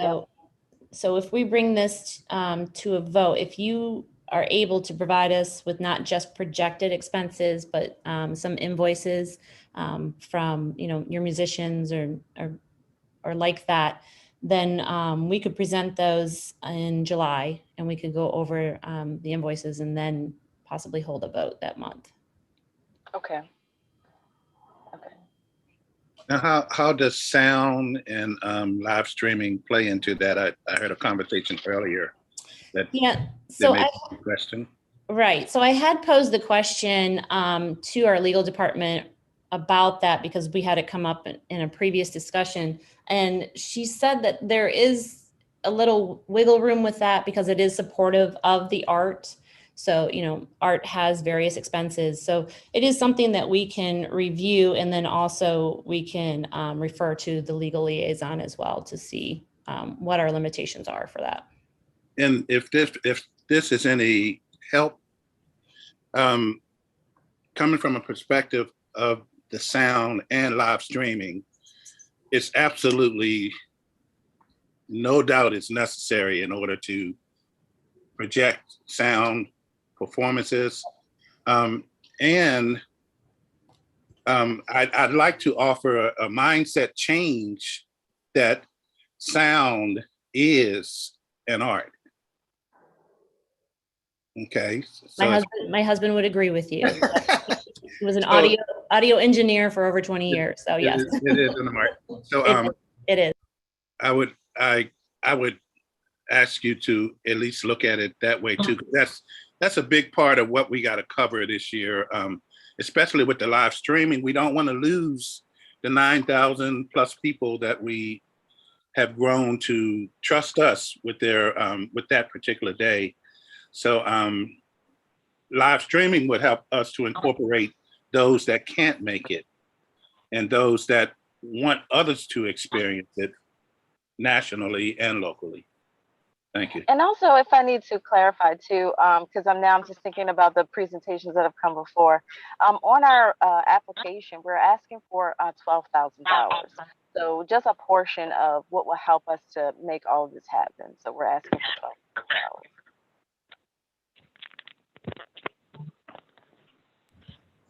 Thank you. Any other questions or comments? This is Krista. I just want to thank you guys so much for presenting, and all of you did a great presentation. And typically what we do is we listen to the presentations, and then at the next meeting we'll come together and we'll do a deeper dive into it. But I just wanted to tell you that I'm really interested in supporting your event if we can. And the comments about the sound, that's something that we as members are really interested in supporting. And so, we do just have certain guidelines that we have to adhere to with regards to legalities of this or that, the way things are written as to what we can fund and not fund. But because all of this does support the arts, I'm hopeful that that will be able to happen. So I don't know whether or not we'll be able to fund all the money that you're looking for, but we certainly will do a deep dive to see what funds are available if we do have the support of the other members of each ward. So thank you so much. Again, this is Krista Rich, and I'm from Ward 5, and I just want to thank you so much for presenting tonight. Thank you Thank so you all much. so much. Thank you. Thank you. Thank you, everyone. I'll confer with our legal liaison and let you guys know. Definitely. I'll send Jan an email. Bye, you guys. Bye. Thank you. You're welcome.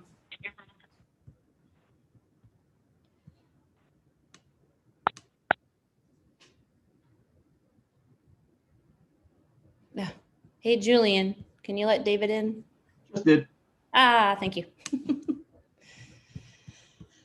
Okay, that leads us to open discussion. Do any of the commission members have something for open? Cynthia, go ahead. Once again, this is a long-standing annual event. Very strong participation and great organization. I motion that we agree to help their expenses by $6,000 from the APIC budget.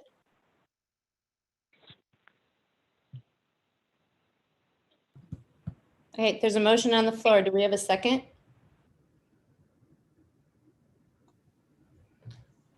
This is David, I second.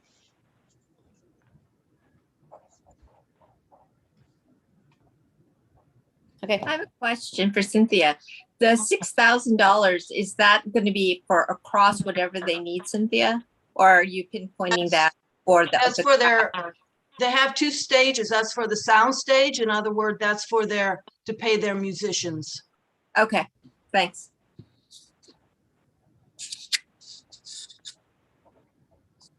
Okay, Karma, may I have a roll call? Joe, Aye. Barbara, Aye. Kamasal, Aye. Genevieve, Aye. David, Aye. Cynthia, Aye. Krista, Aye. Karma, aye. Motion passes. Okay, and I will just have them invoice per artist after the performance, and we will divide the 6,000 up. Okay, all right, now we can go into open discussion. Sorry, I jumped the gun there. Let's see. That's okay. This is Krista. I wanted to jump in on open discussion and just pass a message. I had passed it up the chain to Genevieve and David. I had a comment today behind the scenes on social media from one of the board members of the Garden Theater in Annapolis, and it was a very complimentary message about what we're doing with art in public places. But in the gist of the message was a comment about how moving forward, and if we can't do it for this year, moving to next year, could we get together to discuss how the sound can carry over to their production in the summertime when we have the concert series. So if we have events or festivals and things like that are going on, and they're trying to do their evening shows or their daily shows, whatever their schedule is, they're stating that our sound system is conflicting with some of their productions of what they're trying to do. So it was a very positively written note. And as I said, I passed it up to Genevieve and to David. I know this came up quite a few years ago when I was a volunteer on the team. David Imes, who was a commissioner with the city as well. I think he might be still. But he worked closely with the Colonial or with the Garden Theater right there down by the city dock. And he had stated as well that they had concerns and some nights when they were having the shows, it was difficult because you could hear the music coming into their theater area. So I just wanted to pass that along and make everyone aware of that, and either open it for discussion for another time, or maybe the outreach group can talk about it of what could be suggested. But I just want to open it up to the commissioners as well and alert them. Thank you, Krista. Yeah, Chris, I think probably, I mean, at least from my perspective, it's probably a good idea to meet with him and find out, what their schedule's like. And, I mean, obviously we want to, alienate folks, but I mean, we need to kind of have some conversation, I think, before, we kind of make any decisions. That's just my thought. Sounds great. Like I said, I just wanted to make everyone aware that this is a concern that's come up again this year. Okay. So thanks so much, David. Mm-hmm. Anybody else for open discussion that's a commission member? Okay, if not, then I'll open the floor to Brian because he said he had some items.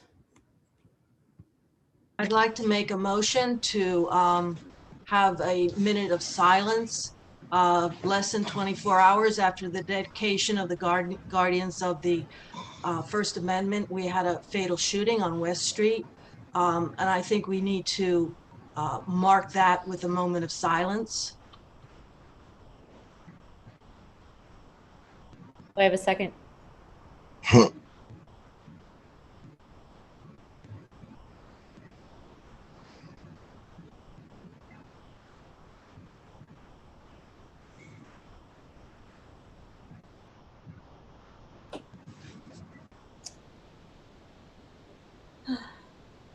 Okay. All right. That was a good idea, Cynthia. So a couple of items.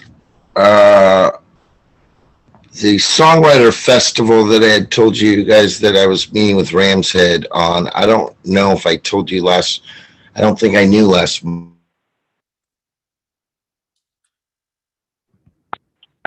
lost you, Brian.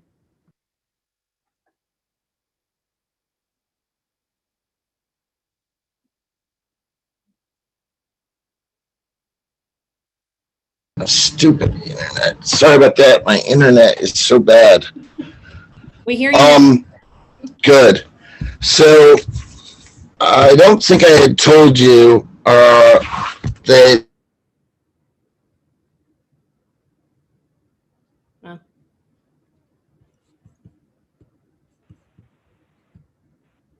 I can't hear anybody. Hello. Brian, you want to come over to my house and use my internet, dude? Brian, go over to David's. Yeah, it was just too difficult scheduling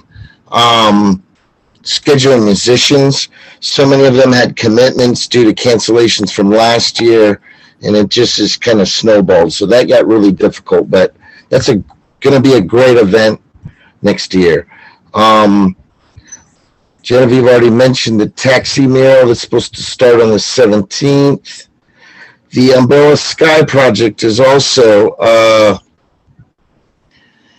the last hurdle was BG&E, and they are going to be replacing these poles on Maryland Avenue, which in the long run will help this project to be able to finally happen. But it doesn't look like it's going to be happening this summer, which is really, really sad. I really wanted to make sure that happened, and I did everything I could. But BG&E, there's just too many wires there. I wanted to thank the commission for supporting the Juneteenth parade. That was amazing. If any of you missed it,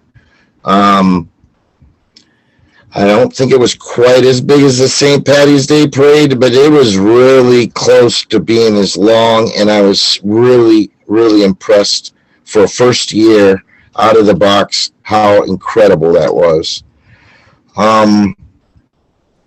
The Arts District statues, Eric already talked about. Another great night. First of all, David was talking about jazz. I know a place that tries to keep jazz going here in town. But last week, there was an incredible night of jazz, and I was kind of disappointed I didn't see any of the commission members there. We had the memorial for John Starr, who passed away, I think it was in March. And we finally had the memorial. Mickey Basil flew up from Texas. Mickey played with Kenny Rogers for 5 years and Barbara Mandrell for 4 years. Steph Scajari came back. Robert Red came in. He plays with the Duke Ellington Orchestra. Bob Diener, who played with the guy who started the Tonight Show, Steve Allen. He toured the world with him. So it was an incredible night of music at the Park Place space there where the Cars Beach mural is. And I just wanted to let you know it is a very incredible night of art and music. And then there's an idea that I just wanted to put into your head that I want to try to work on, and I would like anybody in the group's support. But Paul Pearson Ellen Moyer is going to write an article on Paul Pearson that's coming out in November. And Paul was a mentor of mine. Paul took the boarded up Calvert House and the boarded up Robert Johnson House and the dilapidated Maryland Inn, and he made the historic Inns of Annapolis, which really was the beginning of taking us from a kind of a stinky fisherman's town to a destination spot to go to. He built the first condominiums in town. But anyway, right at the very top of, there's two spots on Main Street I see people every day taking photos at. One's in the middle of Main Street by Taco Vita looking up those steps at the Capitol, and the other is the very top of Main Street. And I think Paul, I forget what year he died, but it's got to be at least 15 years. And a friend of mine, Craig Purcell, had said, you know, that spot, we should put a round plaque into the ground. Let's just call it like Paul Pearson Point. But the idea would be Paul Pearson, who was a developer, but I've also been thinking maybe there's really nothing for Sinclair Wright either anywhere around. She's mentioned on a few of the informational plaques that Ellen Moyer had helped get around town, but the two of them, instead of a developer fighting the preservationists like they usually do, he wouldn't do anything without her. It was a collaboration to help save our town, our historic buildings. And so this has been going on for 15 years, this idea, and I talked to Paul's daughters about it. I had a meeting with Ellen Moyer, them to interview for this article she's writing. I mentioned it to Jay Graham at yesterday's Capitol event. Jay's the one who designed that memorial, and he knew Paul very well. And so I just wanted to put that idea out there to see what you guys thought of it. Historic Annapolis might help be able to fund this. But our Historic Preservation Commission is very leery of it's going to be difficult to get any more kind of monuments in our historic downtown because there's so many. And so I thought this one was perfect because if it was in the ground, it wouldn't be a visual clutter. It would just be a spot. And when I was in Italy, I was walking in the cathedral and I looked down and there's people buried in the ground underneath the floor of the cathedral, and there's these round brass or bronze things. One of them was Botticelli. I'm like standing on Botticelli. It was like one of the greatest artists ever. And anyway, I thought that would be cool to do. And I wanted to keep pursuing it, but I would like to know your thoughts. Brian, is this like at the top of Main Street in the street? Not in the street, but in the sidewalk, like at the very top of the sidewalk. Gotcha. Okay. So I just want to see what you guys thought of it. I thought it would be a nice way to honor both the creative developer and the visionary historian that helped preserve and save our downtown and make it a historic district. Yep, as long as the city lets us, put a round circle thing in their sidewalks, I don't see anything that would oppose it. I like Brian, the idea. Barbara. Go ahead, Barbara. I had a question for Brian. Did you talk to like the historic commission? I mean, would they have to have input because it's downtown and historic district to put that in the? You cannot do anything in the historic district without going to the Historic Preservation Commission. No. Right. And anything with writing on it, you have to go before the Heritage Commission. I was thinking about going and asking them, trying to get them engaged to help with this. And I was thinking about setting up a meeting with Robert Clark to talk about Historic Annapolis would maybe help pay for it, since Sinclair Wright is kind of, the founder of their whole group.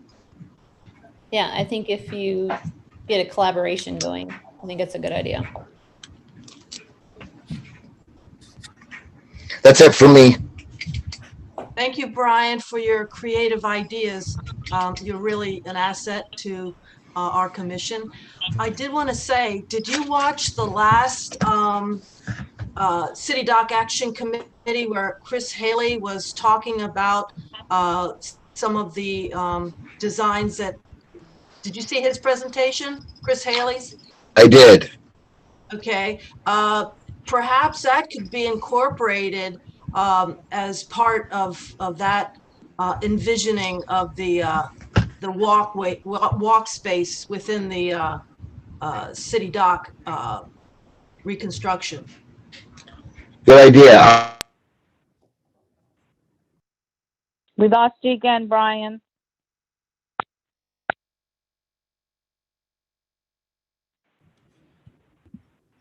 Brian, can you can't hear hear me? you. This is Krista. Can you hear Can't us, hear you, Brian? Brian. I'm sorry. Gosh, There I you got are. closer Brian, even. It's listen, this is Krista. I'd be happy to meet with you on this topic and brainstorm some more ideas. So maybe we can have coffee or something in the next coming week or two on this. sounds good. Okay. And I was answering Cynthia if you didn't hear me. I said I did see Chris Haley yesterday at the Capitol event, and I'll give him a call. That was a great idea.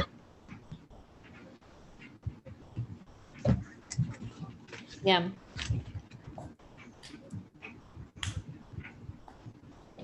That's it for me. Thanks, Brian. Anybody else for open discussion? Okay. Do we have a motion to adjourn? I motion we adjourn. This is Krista. And Karma seconds. All those in favor say aye. Aye. All right, thanks. Thank you, everyone. Thanks. Have a wonderful Thank holiday you. weekend. Cool. Everybody stay Thank safe. you Wear your all. sunscreen. See everybody this That's right. weekend. Yay. Yay.